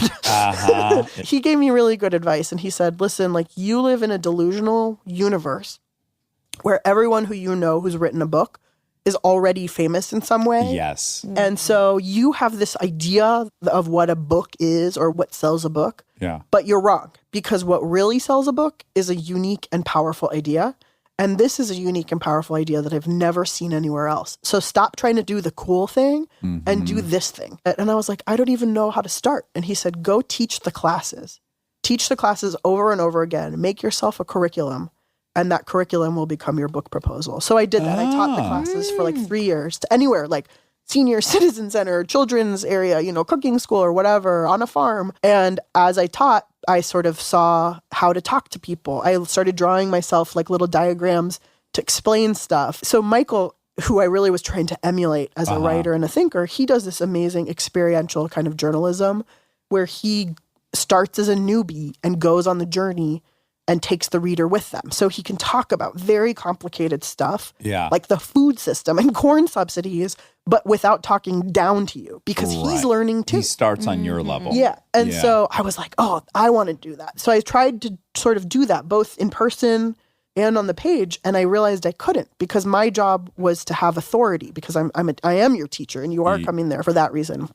But I realized that in the classes, what I was so good at was empathizing with the students and realizing like when they were frustrated or scared about something or messing something up, I was like, I remember that because it wasn't that long ago. And I was the person who was messing up I've messed up everything you could mess up. Right. And I remember how it feels. And I also now can show you exactly how to fix it. So I would tell all these stories of like every terrible and like dramatic mess up that I've ever done. Yeah. And that would then like, we had a relationship. So I was like, oh, this is how I can be on your level, is through these stories of everything I've ruined. Yeah. You know, and to me, like it wasn't a dent on my authority. It just was a sort of a path of empathy, and sort of we now have a relationship. Yeah. Again, I think a lot of this comes from like being an outsider and a kid who felt like I didn't fit in, and that messing up was going to make me feel like I didn't belong or I hadn't earned my spot there. So to me, I'm like, no, messing up is the way there. Like, Yes. you know, and if I can help you see that, like, also because I love that we have all of these ways to experience cooking that we didn't 20 or 30 years ago. I love that there's beautiful food shows and food Instagram and all that stuff. But also what a lot of that stuff does is it sets this crazy bar for what you think you should be able to do at home. Your thing should look as perfect as that thing. Your thing, you know, why is my egg omelet not so perfect? Why is my sauce not so perfect? And it's like, well, do you actually know like how many stylists it took to make that picture or how many years of training it took that chef to do that? That part of the story is not told in those images. That's still the element that I'm a Philistine about. I don't understand the presentation. It doesn't. It like the visual. Just sprinkle some herbs on top. But It you doesn't understood do anything French for me. Laundry, it did something for you then, like the whole to-do of it. Yeah, but like when they know? bring out the plate in front of me and they've drizzled something around the edge in some way, yeah. I'm like, give me a lot of the sauce. That's what I want. too. I want a lot of the sauce Yeah. that I can dip it in. I don't want it spread out like a Jackson Pollock. I just, that's the only element of it that I can totally relate to, like the value of texture, the value of the taste, the value of all this stuff. The presentation to me, I put it all, shake it up in a fucking magic bowl, throw it on my plate. I'm fine. Well, that's why I think like one way that I do like to think about the difference between like a very high-end restaurant and say like home cooking or even just like really great restaurant cooking that's much more sort of a reflection of like home traditions, you know, is I think of the stuff that happens on those really high levels as art. And I think of the stuff that happens at home or in home-style restaurants as craft. And so to me, one's not better or worse. Right, they're just different. They're different, and they have both a lot of work and time and effort that's put into them, but they exist for different reasons. And so, you know, you don't go to, we just keep saying French Laundry, and I'm not harping, but like you don't go to French Laundry to like get full. You know? Well, although you will get full. But that's, you know, you're not like, oh, I just need to satisfy this hunger. Let me go to the French Chris and Laundry. I had a very sincere conversation where we were like, if we're going to continue at this rate for another hour, we're going to have to go throw up like the Romans did. And we looked at the bathroom and it's virtually in the middle of the dining room. We're like, well, that's not an option. We can't be in there throwing up. We're just going to have to figure out how to put more food down. Oh my God. Did you get up and like jump to like put? No, is that a technique we should have employed? No, I was being silly. What if we were like running in place for 10 minutes trying to burn some calories? Well, listen, Samin, I adore you. You have a new book that's coming out shortly. 150 years. 150 years. Oh, it was just announced, I guess. Yeah, we just sold it. Don't tell anyone. Okay. It's going to be called What to Cook. What to cook. Yeah. I guess importantly, you'll be working again with Wendy Mack. Oh yeah, beautiful Wendy McNaughton, who illustrated the first book, is also going to illustrate the second book, and she's so talented and amazing and smart. Her brain is amazing. You would be fascinated. She has so many different experiences in her life that lead to who she is and how she works. So she uses all of this different stuff to be able to tell stories. So, for example, she in the beginning knew nothing about cooking. She was my guinea pig in a lot of ways. And so if I knew, for example, like let's talk about pastas. Yeah. We've been talking about a lot. Please. Yeah. So like I love pasta. I've spent a lot of years making it. And yet in my book, I knew I wouldn't have a lot of room to like, I wouldn't have room to like give 1,000 pasta recipes like I wanted to. So I had to figure out how can I give the minimum information that has like the maximum punch that gives you, if you can read this and cook these, you can realize you can cook anything. So I was like, okay, I have to learn how to organize pasta into some system that makes sense. So for like weeks, I would just write down every pasta I could think of, every pasta dish with different sauces, the shapes, the whole thing, until I started to see a pattern. And I was like, it took me a long time to figure out the pattern. And I realized that there's sort of 5 families of pasta sauces. There's like tomato-y, cheesy, like seafoody, meaty, and vegetable-y. And sometimes they overlap. And so I was like, oh, how can we explain this? Is it a Venn diagram? Is it a flow chart? You know, what is the visual way to tell this story? So that I can give you 5 recipes and then you can start to see how they could all overlap and interact. And if you know you can like slide the lever between here and there. Yeah. And so Wendy had worked on another chart years before called Literary Circles of Influence. And it was this kind of very charming and funny, but also true sort of visualization of writers and philosophers and thinkers over like the last 1,000 years and how different people have like in ways that maybe you know, in ways that you don't know, affected and influenced other people. So like Shakespeare and Lemony Snicket or something like that, you know, like Plato and I don't know, Dr. Seuss. And so I was like, oh, maybe we could make a pasta circles of influence. Like, and there's a way where like this one relates to this one and you might not know how, but if I can show you, then you know. So then at that point I drew kind of like a very rough one and I hand it to her and she goes and makes it into this beautiful thing.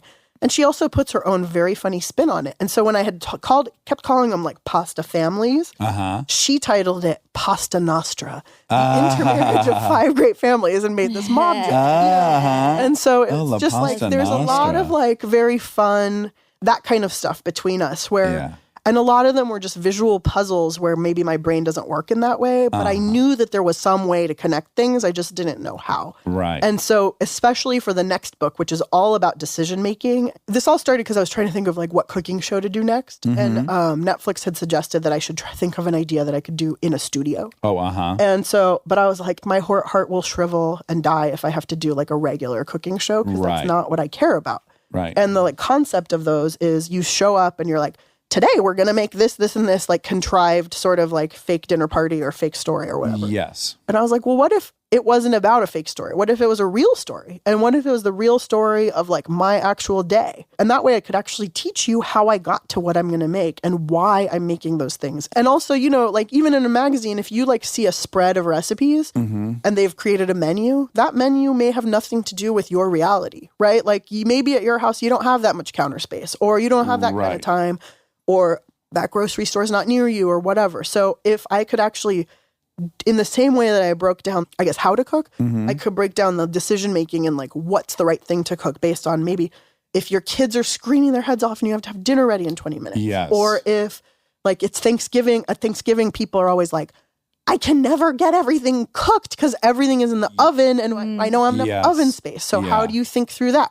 Or how do you think through like, you know, you went to the farmer's market, you bought way too much stuff. Like, how do I use all this up? Or on the flip side, you just got home from vacation and there's nothing in your fridge. What do you make? And so my idea for the show was like every episode could explore a different scenario because there's endless of these scenarios. And then Netflix was like, actually, we want another travel show. So good. So that one's on the shelf for now. But then then my agent was like, you know, that's a book. And I was like, oh, okay, I guess I have to write another book. And then I was like, please don't tell me that terrible truth.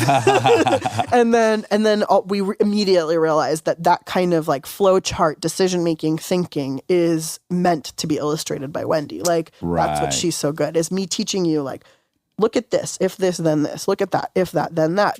Don't make something that has to be stewed if you need to have dinner ready in 30 minutes. Right. Guys, if you only have 15 minutes, the Bizquick ground beef casserole can be tops. Yeah, I could bang one of those out in the next 20 minutes for sure. Well, Samin, you're so adorable. We like you so much. I really hope you, I want you to not overwork yourself, but I also want you to have a new cooking show like yesterday. Because we need more of that. We're working on it. We need more of that. My working title, which I'm sure will get overruled by the powers that be, is Carbs of the World. Carbs of the World. world. I thought you were going to say Measeltoff, but no. That's a joke from a few episodes ago.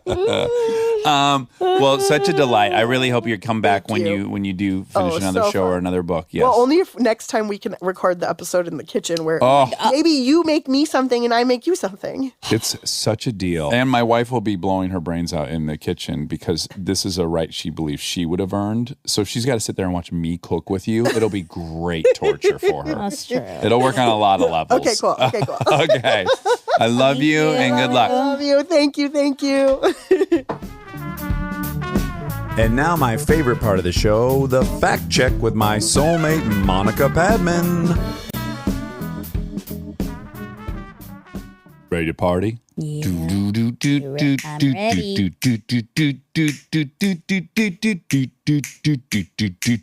Yo, ready for facts?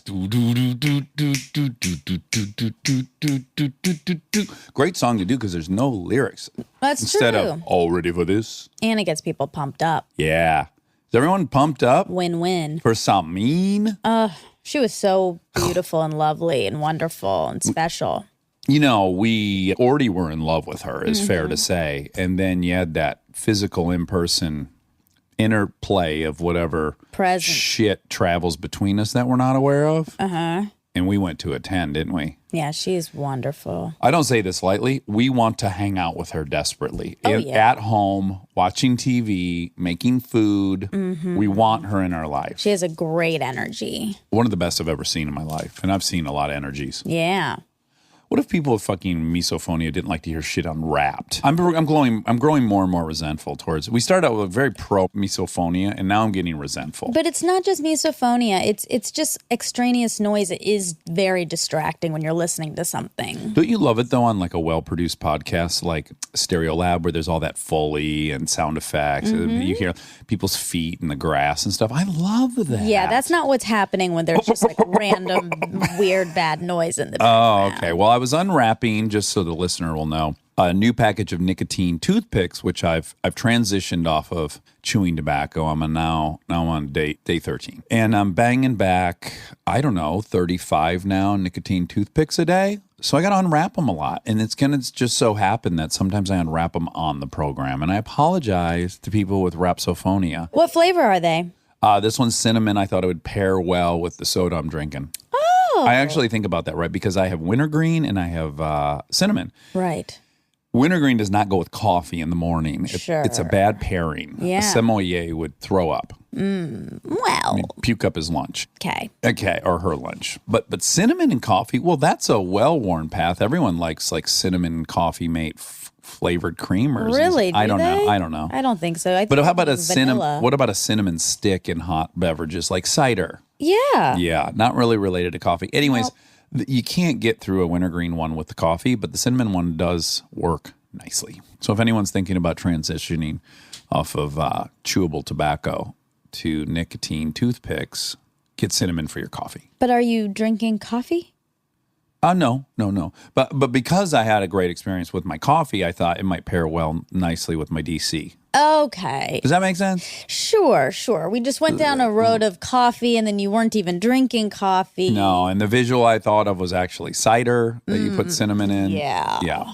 Yeah, well, that's okay. Yeah. You know, it's in the spirit of Samin, who's always mixing and maxing, testing trial and error with new flavors and combining unconventional ingredients and coming up with new breakthrough foods. And that's what I'm doing with my toothpicks. Good job. Good job. Great job. Buddy boy. Anyway, so you guys were talking about grocery shopping and hunting and gatherers and how you think women have sort of a natural predisposition to liking grocery shopping. Yeah. And I think shopping in general, any kind of gathering. Yeah. I mean, I obviously love shopping, but I hate grocery shopping. Oh, you do? I hate it. Why do you hate it? Do you feel like you don't know what you're supposed Probably to be for getting? the same reasons you hate it. All the reasons you said. It's overwhelming. There's too many aisles. You always, you never can find what you're looking for. Yeah. Yeah, it's too much. It feels like such a big chunk of time out of the day. It does. Now, I wonder if you used my strategy, if it would help for you, because it has improved my shopping experience, which is like I go there knowing exactly what 6 things I'm going to get, and I know where they're at in the store, and I just walk in a straight line to all 6 things, get them, and get out of there. Sometimes you don't know where they are. Well, I've been going to the same grocery store for 13 years. You're only 2 years in this grocery store? Yeah, but The ones you're using? I still won't know. Like, if I'm looking up a recipe and I have like 15 things I have to get, if it's something I'm not getting regularly, I don't really know where it is. I mean, I can like look and read the signs, but all this takes energy. Yeah, no, I know where every single thing at Gelson's is at this point. Okay. 13 years into going there. I know exactly where everything is. You do? Yeah. Yeah. Okay. Yeah. Interesting. Yeah. Okay, so where's the champagne vinegar? The champagne vinegar is likely in the very first row across from the poultry and seafood on the condiment aisle. They have a bunch of different vinaigrettes and balsamic and cider vinegar. All the vinegars, dressings are on the very first row at Gelson's. If you're in the aisle on the starboard side. Okay. Yeah. I don't know if that's right, so I can't. This is not a very good. Well, you know what we could do is we could make a wager. You could go like, I don't think he's right, and it's worth to me. I think I'm 51% positive he's wrong, and I'm bet $40. Okay. Well, I don't. You could be right, so I don't know if I want to put any money on this. Yeah, you should only put money on things you have a pretty good sense of which way it's gonna. Yeah, I think it's. I do though, kind of think it might not be there though. Okay. I think it might be where the spices are. Well, okay, great. That's what I did say. It could be in that aisle, and I agree with you. The other aisle it would be in is the spices, and I know exactly where that aisle is. That's that's mid grocery store on the port side. If you're walking towards the back of the store, But do you know the aisle number? No, I don't know the numbers. Right. So you still have to like look up and you have to kind of see like, okay, this is. Well, I don't have to do that. I know in my mind what aisle it is. You know what I'm saying? Even though I've never looked up to see if that's 5A or B or whatever. Okay. Yeah. Yeah. Okay. All right. Great. I don't know. The one to me that always is the biggest challenge is the garlic bread. What aisle of the frozen aisle? Because where would garlic bread be? You know, there's no real It is hard. logical place for it to be. But luckily, Gelson's it's all the booze, beer, and everything on the one aisle, and then on the back side of that is all of the frozen stuff. So it is in the back half of the store on the starboard side case. Yeah, Great. yeah.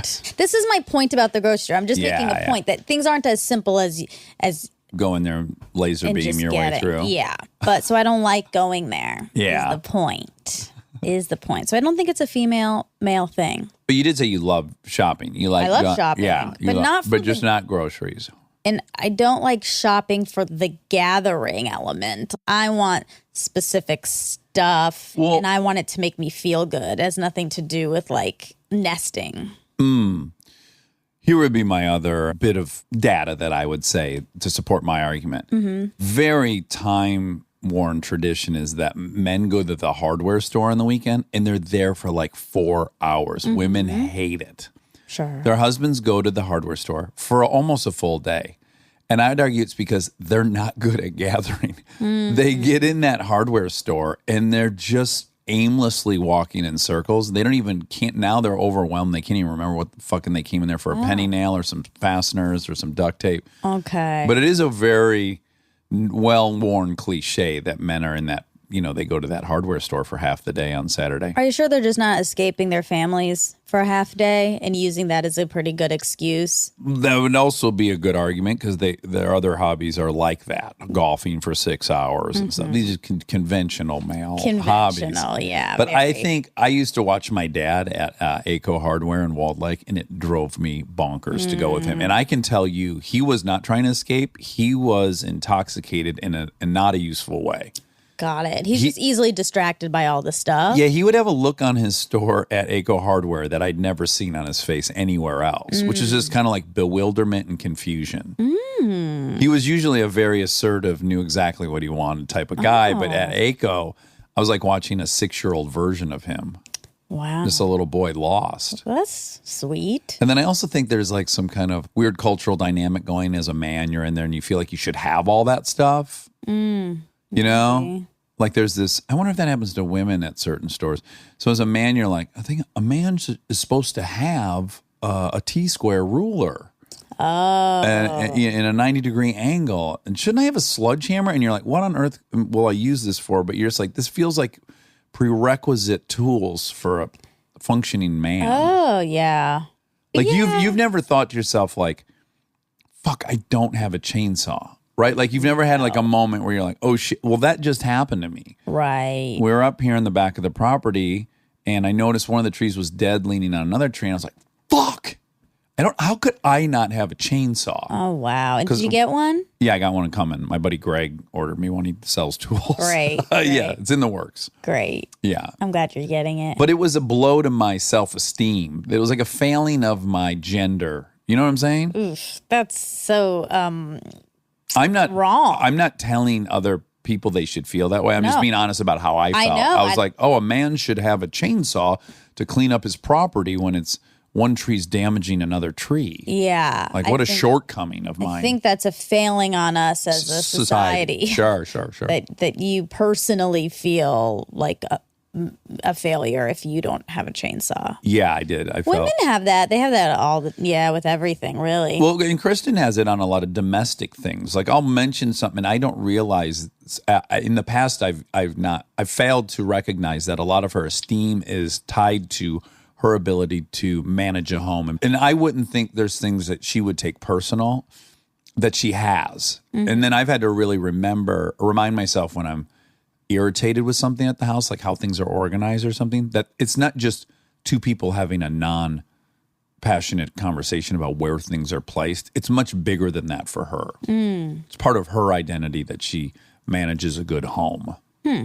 You'd like it to not be that way, right? I think those things are placed on us. Mm-hmm. So it's good to note that and know like these are outside elements that are coming in. Well, speaking of, so this is a good transition. We talk a little bit how women's lib affected home cooking. Mm-hmm. And Michael Pollan, I guess, wrote about this. People got a little upset about it. But I don't know why people got upset because he said... Well, first of all, most people love to get upset is why they got upset. That's true. That is exactly true. He said, big food has convinced most of us. No one has to cook. We've got it covered. This began 100 years ago, but it picked up steam in the 70s when big food made it seem progressive, even feminist, not to cook. KFC's ad campaign, which sold a bucket of fried chicken with the slogan, women's liberation. And he said, but if we're going to rebuild a culture of cooking, it can't mean returning women to the kitchen. We all need to go back to the kitchen. Right. So he's saying that. He's not saying like this is a woman's job. There's one, I'm mad at myself that I got so swept up in Samin's just aura that I lost my navigation skills sometimes. Okay. One of the things I had hoped to bring up that I didn't was a single component of Marxism I really agree with is that he just evaluated the amount of time dedicated to activities in a community. And one of the most inefficient wastes of time is for everyone to be cooking because it takes everyone an hour to cook. Right. But it would only take one person in a community 2 or 3 hours to cook for 25 people. Mm-hmm. So that's kind of one of the cornerstones of communism. That makes tons of sense. So in communist countries, they would eat communally and people would be designated the cooks. It's just way more efficient. And so, I don't know, I wanted to get her opinion on that. Because just time management wise, that's a great point that Karl Marx observed. Right. That this is something that could benefit hugely from being done communally. Sure. But not necessarily a woman or a man. No, I could care less who's cooking. Yeah, I got no horse in a who should cook race. I also feel like it's completely outdated at this point anyways. Don't you? Like, I could see this being a real hot button topic in 1985. Right. But I think at this point, both genders work almost, with very similar percentages. Yeah. So we're all in this boat together that no one has time to cook. Right. It seems like a moot thing to even be mad about. She said that. She said more men have started cooking in the last 1 or 2 decades. Cooking has increased overall from 2003 to 2016. That's encouraging. Yeah. The percent of college-educated men cooking increased from 37.9% in 2003 to 51.9% in 2016. College-educated women who cook increased from 64.7% in 2003 to 68.7% in 2016. Well, women with less high school education had no change. Oh, okay. Yeah, you know what's funny is we're still trapped in a paradigm of is it male or female, which isn't even relevant in my opinion. What is relevant is socioeconomic. Totally. If you're poor, you don't have time to cook, nor can you afford to go out to a restaurant. Yeah. So you're kind of double fucked. Yeah, I know. Yeah. It's really, that's the issue. Like, I think that the college educated aspect of that statistic is so relevant. Women with less education spent more time cooking per day than high educated women. But the reverse was true for men. Home cooking in the United States is increasing, especially among men, though women still cook much more than men.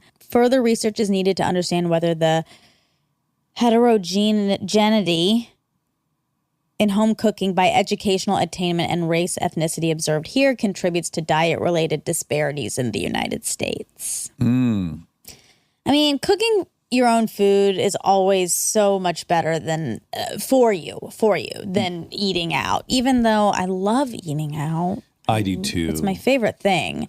And there's a lot of exceptions to that. If you eat ramen every day at home, you might as well eat it. That's true. Yeah. But that's like not you- cooking. Like Right. cooking your own food is so much healthier because you know exactly what you're putting in. Yeah, and assuming you're not cooking like Paula Deen or something. That's true. But it's harder to do that. Like if you're the one putting the stick of butter in, it really is hard to do. 'Cause Absolutely. You're like, and you have the ability to make a change on it. Well, we have a favorite restaurant that'll remain nameless, and they pack their ribs in fat overnight. Yeah. And they're the best ribs in the planet. Now, I can go there and eat them guilt-free, but I couldn't be packing fat around ribs the night before. At your I house.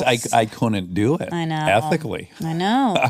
Although some of these nice fancy ramen restaurants, they're probably healthy, huh? A little bit? No. No, okay. I mean, because sure, some of these places are healthier than other places, but we just don't know what they're putting in. Even the other day, I went to a restaurant that was so good, and I got like a healthy omelet. And it was great. And after I was like, I made a healthy choice. But then I was like, how do I know if I made a healthy choice? They could have put a ton of butter that I don't know that could have packed the eggs in fat the night probably before. did.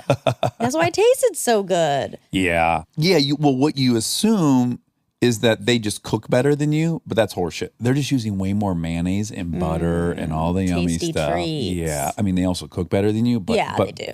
But the most significant thing is how much yummy, healthy fats are in there. Oh, wow. Lots of healthy fats. So many. Okay, so you mentioned the wheat revolution. We've talked a little bit about this before, but that is also called the Green Revolution or Third Agriculture Revolution. A set of research technology transfer initiatives occurring between 1950 and the late 1960s that increased agricultural production worldwide, particularly in the developing world, beginning most markedly at the late 1960s. The initiatives resulted in the adoption of new technologies, including high-yielding varieties of cereals, especially dwarf wheats and rices, in association with chemical fertilizers and agrochemicals and with controlled water supply and new methods of cultivation, including mechanization. All of these together were seen as a package of practices to supersede traditional technology and to be adopted as a whole. And then, Norman Borlaug, the father of the Green Revolution, who received the Nobel Peace Prize in 1970, credited for saving over 1 billion people from starvation. And his whole thing was wheat, right? That's what this whole thing is, Because I think we love to vilify. It's so easy and fun and natural. But the big agriculture is just more complicated than there's evil Monsanto, which, of course, maybe they have some evil practices. That's probably true. But 7 billion people, feeding them, it might be impossible to do in an ideal way. So I've in the past been a little frustrated when there's an oil spill and there's this crazy outrage to the company, right? Again, I hate oil spills as much as any other person does, but it feels a tiny bit hypocritical that we're all using petroleum.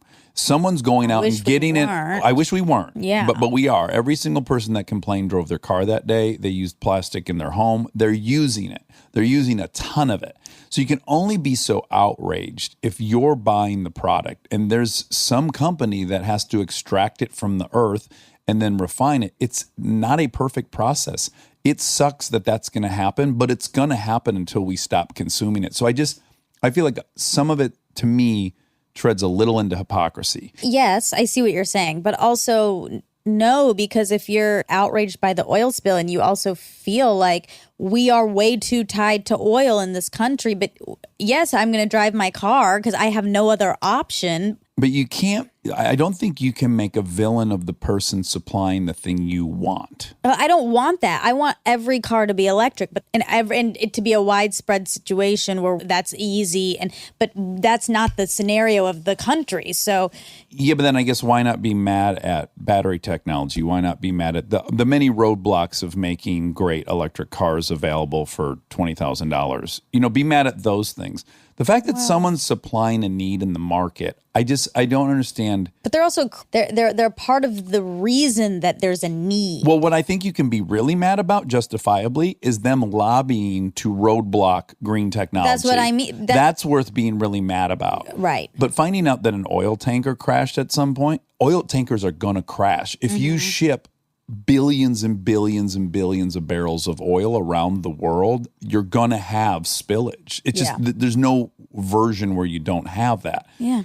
I guess I just don't think you maintain the right to be that critical of it while using it is my issue. Now, you can be critical of them roadblocking new technology. I think you're on solid footing for that argument. Mm-hmm. I just don't think you can be like guzzling your can of beer and also criticizing Budweiser. You know, it just seems a little hypocritical to me. A civilian can't make that decision every day. It's up to the government and bigger and legislation and all of these things to actually make change about it. So I think people can be upset because but why they're at sort Exxon? of the small guy. Why at Exxon or Standard or BP? Because they're doing everything they can to prevent change. What if they weren't lobbying? Let's say that we made that illegal for them to lobby, and all they were doing was providing oil. Yeah, I mean, how can you be mad at someone that's providing a need the consumers demanded? well, they're demanding What if they were it just like- because there's the need. But what if they were all just like, okay, you're right, we're evil, we stop? The world would collapse. It really would. At this point, the world would collapse. Well, not if it was a slow process of moving towards different greener, cleaner technologies. If they put all their personnel and all their resources into, But that's not what business they're in. You can't ask them to be in a business they're not in. They're in the business of getting oil out of the ground, which is hard to do. And they've perfected over the last 150 years that system. They're not Elon Musk. They're not at the forefront of electrical motors and battery technology. So it's just, I don't know why we think we could expect them to be a company they're not. But do you think that about coal? 100%. I'm not mad at coal miners. I'm not mad at coal producers. I am mad that we still consume coal. That's what I'm mad at. I'm mad at That's us. the exact thing I'm saying. No. Everyone in America likes to have it both ways. They want to hate the oil company and then use oil. And I'm saying I'm mad that we use coal. I'm mad that we use oil. I'm not mad at the people supplying the thing we need. Well, I'm not mad at the people working there, no, but the company as a whole, the whole point of them, I don't like, and I cannot like that and drive my car and wish that I was driving a different car, that all the cars on the road we were able to. Yes. So the point that, yes, you can wish you weren't driving an oil car. I drive a hybrid, but yeah. Yeah. That often runs on gas. Yeah, half the time or however much. Yeah. Also, the electricity that's driving the car is being produced by coal fire plants most often. Yeah. So I know. It all needs to change. I'd love it if all of it changed. I do too. Yeah. I'm not asking you to not. I'm not asking anyone to not love that, want that, and wish they weren't doing it. Yeah. I don't understand why you're mad at the people supplying the thing you are using. It's like being mad at the drug producers and not the drug addicts. Yeah, but it would be helpful if those people weren't doing that. See, I never agree with that. I never Why? agree that you're going to attack the drug problem in the world by getting rid of the growers. Okay, it but- doesn't work. You can hopefully get rid of the demand. You won't get rid of the supply. Yeah. It's less self-responsible to ask, you know what? I can't stop taking drugs, so I want everyone on the planet to agree they're not going to grow anymore. That's a total lack of self-responsibility, in my opinion. But it's, well, first of all, this is not an exact analogy because you can live without drugs. We can't live right now without oil. You could. People are doing it. It's not how I want to live. I mean, you can't live and be thriving without it, I don't think, currently. Maybe depending on where you live. Mm-hmm. All this that to city, say, you like, can't. even if I concede to you that you have to have it, it's not the fault of the people producing the thing. You could be mad at your government for not incentivizing. Well, I am. Okay, Yeah. great. Yeah. Then be mad at your government. Yeah. They are in charge of protecting this country. There's some social responsibility that's okay for us to expect from humans and companies. There's a responsibility that's not by law labeled, or maybe it's not black and white clear, but we should be hopefully doing what we can to move forward in a better way, all of us all the time. So yes, the person providing the drugs, sure, it's not their fault that there are drug addicts, but are they helping the problem or hurting the problem? They're hurting it. What I'm saying is, do you think the drug addict has a right to be mad and hate the drug cartel that's producing the cocaine? I think that's hugely hypocritical, personally. Yeah, I mean, I think there's personal responsibility and I think there's social responsibility. I think both things should be happening at the same time. What is it? Should they stop getting it out? I mean, I'm asking a sincere, not a leading question. I'm not trying to trap you. What would their responsible, ethical thing to do as an oil company? I think it's like coal. I think there needs to be some realization on both of those levels that this is something we need to move away from and stop acting like this is a technology that's still important and we're holding on to it. So what would they do with that info? So let's say they say, yes, we agree. So don't you think the only thing for them to do in this scenario you've set up is they go, okay, well, you're right. We'll stop drilling for oil. I think there should maybe be a plan in place of over the next 50 years or whatever. Yeah, we're going to slowly get to a point where oil production in this country stops. Yeah, I just want to be clear though, but BP should say that. So a company should act in a policy that puts them out of business. Well, that says we're going to slowly go out of business because it's the ethical thing to do, which that's a fine opinion. I think tied with the government, there should be some plans in place for moving away from these archaic ways that we. I think that's the government's job. Well, I do personally. too. Yeah. I do too. But I think part of the reason the government doesn't make those actions is because they're also tied to these companies. Yeah, they're taking money from them. Yeah. Yeah. That part I despise. So, right. So they're not like but you're saying it's fine because they're just trying to keep their business going. Yeah, they're a business that takes oil out of the ground and sells it to people. That's what they are. They're not a government. They're not a club. They're nothing other than a business designed solely with the intent of pulling oil out of the ground and giving it to the consumer. So I don't think they're the people we should be looking towards to get rid of pulling oil from the ground. I just think it's very naive and simplistic and not going to result in anything. Like, I don't think people out front of BP with signs, down with BP. I don't think that Is going to work. is getting us anywhere. No. Yeah. I don't think so either, but They should be unfortunately outside what of also Congress. is now they are, and that doesn't work either. So I think people just don't know how to handle this. And they're because frustrated. They're frustrated Yeah. because they are driving cars and wish they weren't, and it's a problem, you know. I mean, yeah, sure, they're just meeting a need. That's true too. But companies need to take on some level of social responsibility. We really got bogged down and I liked it. Did you like it? Yeah. You like arguing with me less and less. We talked about that the other day. No, I like arguing with you still. It feels different than it used to feel, that's all. Oh, really? A little bit. Yeah. A little bit. Do you think I've painted you into a symbol of the far left or something? Is that what you think I've done? Maybe. Yeah. I don't know. I feel like when we used to argue, it was just for stimulation. Mm-hmm.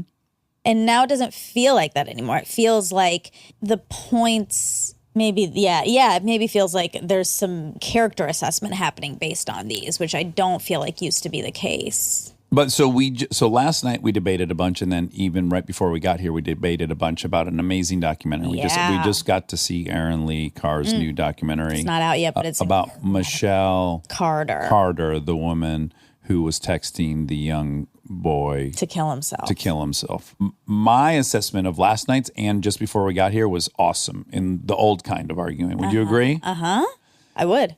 Yeah, and I think what's different about that and what we just talked about is there isn't a political element to that documentary, really. Political, I guess, right? But still very we're just kind ethical and moral conversation. Yes, but we're just kind of assessing like who's responsible, who do we think is responsible, what should someone be responsible for, all that. Yeah. If to me feels apolitical. Sure, yeah, that's true. Yeah. And so I'm sensing that maybe first and foremost we didn't have a ton of political somehow But we did. Having this many conversations on the podcast. Mm-hmm. Inevitably, many politically charged topics have come up. Sure. But this one isn't really. It is, to me. I think I'm basically calling people who drive and say they hate BP hypocrites. But that's clearly a leftist thing. Like, there's no one on the far right. There's no one in the Tea Party calling BP the devil. Mm-hmm. So it's implicitly a little bit political. That's probably true, yeah. You know?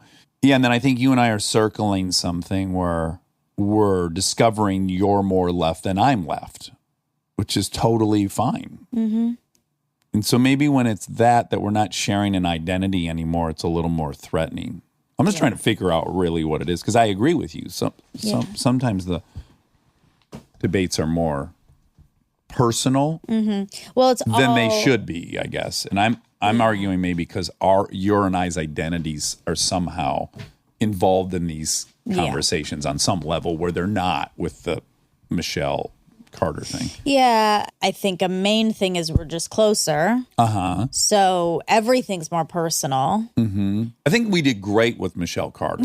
We had like really different opinions at different times. By the way, what was really fun is our opinions were changing a lot during watching. I think also ultimately we have the same opinion about that. Michelle. Yeah, so maybe that's also what it is. Like, we're happy to debate all of the things, but we used to, I think, have pretty much the same opinion on everything.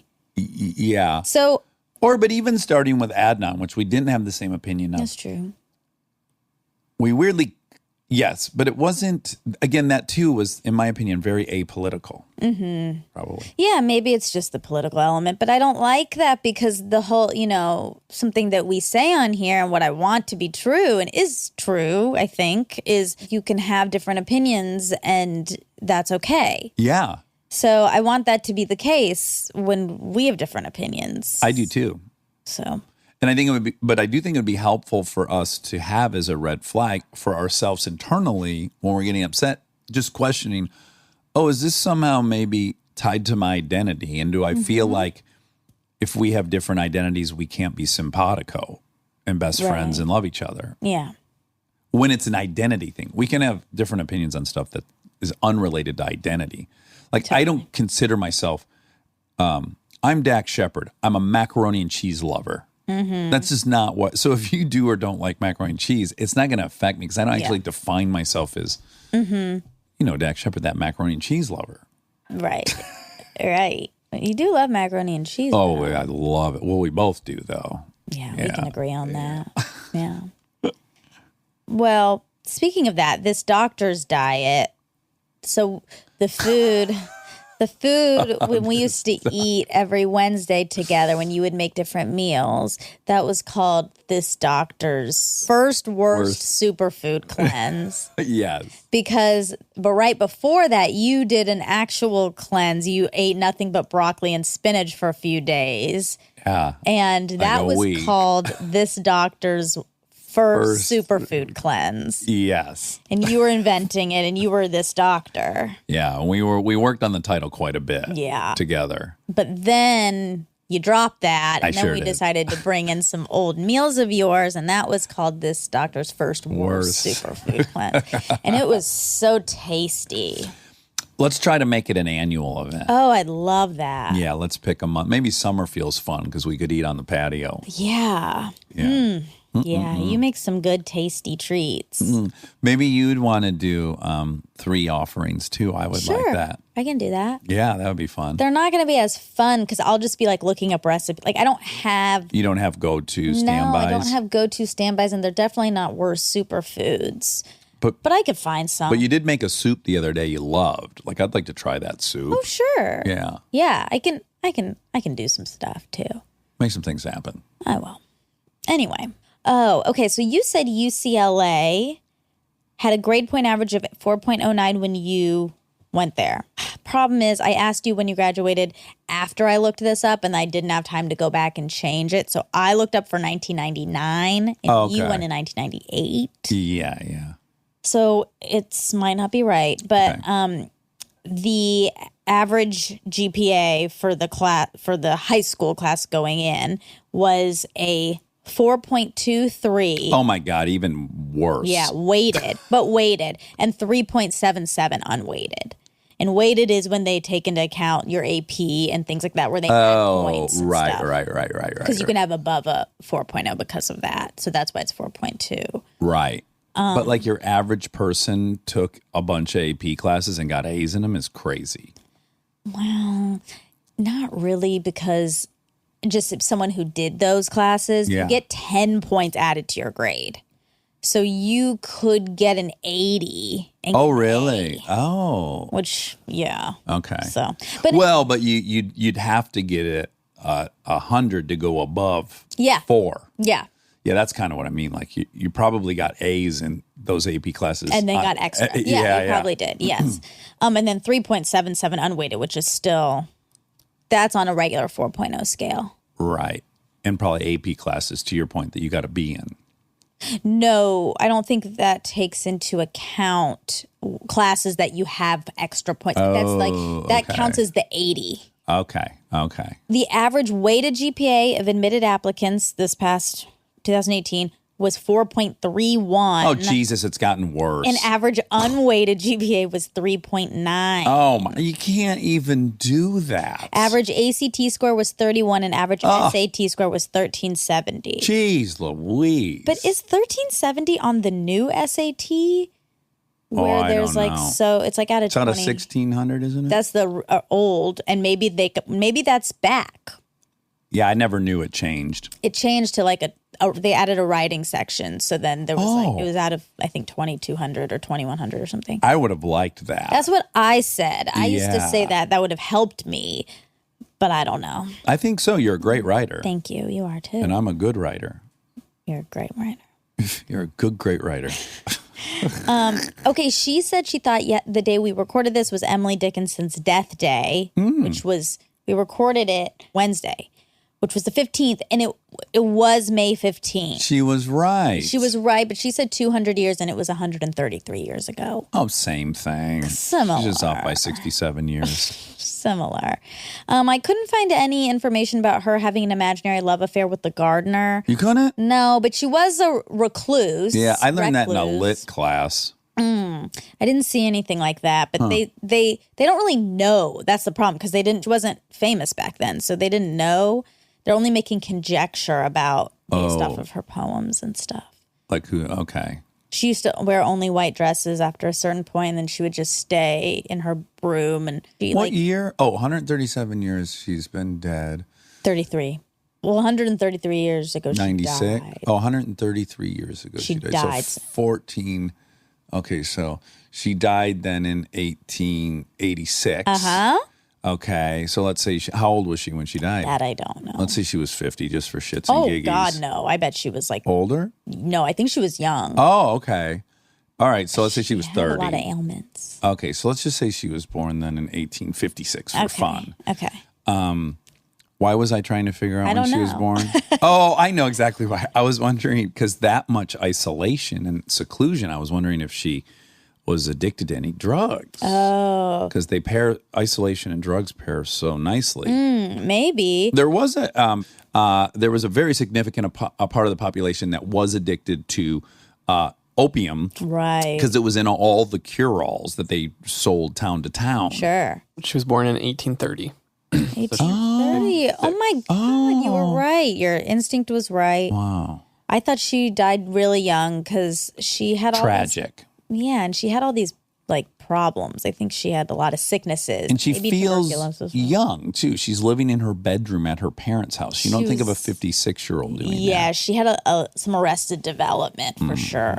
So you mentioned the competition, the wine competition between Oxford and Cambridge. That is on HBO Real Sport. Crap. I got to call. I almost feel like I should call that restaurant in New York and tell that sommelier. Probably. Does marble have antiseptic properties? The truth about marble is that it has antimicrobial and antibacterial properties that other countertop materials do not have. Nice. I know. And I don't think it's like that strong. Like I think it just Right. has like some I can't property. build a marble box and keep all our frozen goods in there. Well, you could try it. She was saying in Italy that whole thing. Delicious. It sounds Delicious like stuff. the back fat or something. Yeah, Ooh. I want that. I don't know. Where did we learned this together, didn't we? High on the hog. That expression, high on the hog. Oh. I've been saying it for 44 years. I didn't know where it came from, and I learned it a few weeks ago. And it's that the meat higher on the hog was the more expensive meat. Was that on Fat? It's on her documentary. okay, It's okay. in the Fat episode, Italy episode. Oh, right. So I felt like it was tied to her, high on the Yeah. hog. And then Guys, it was. watch that documentary series. It's so good. It is. I'm going to watch it again. I know, me too. You know what I would really like to do is plan a trip to Italy Sure. and then watch it just before we left. Oh, and then get really amped up. I'd love that. Yeah. In the meantime, we can watch it while you make your pasta. You have or your spaghetti. You have a couple pasta spaghetti dishes. Maybe I'll make Grandma Yolis's the whole 5-hour deal. Oh wow. It won't be as good as the one I make, but it'll be unique and worth it. Okay. Yeah. Thanks about She didn't it. look like your grandma, but she had a double master's degree. I'm really proud of her. Yeah, you should be. Yeah. I love you. Love you. And I'm committed to figuring out how we can talk peacefully about our different opinions. Well, we do a good job. Yeah. But I'm committed to being better at it. Okay, me too. Okay. I love you. Bye.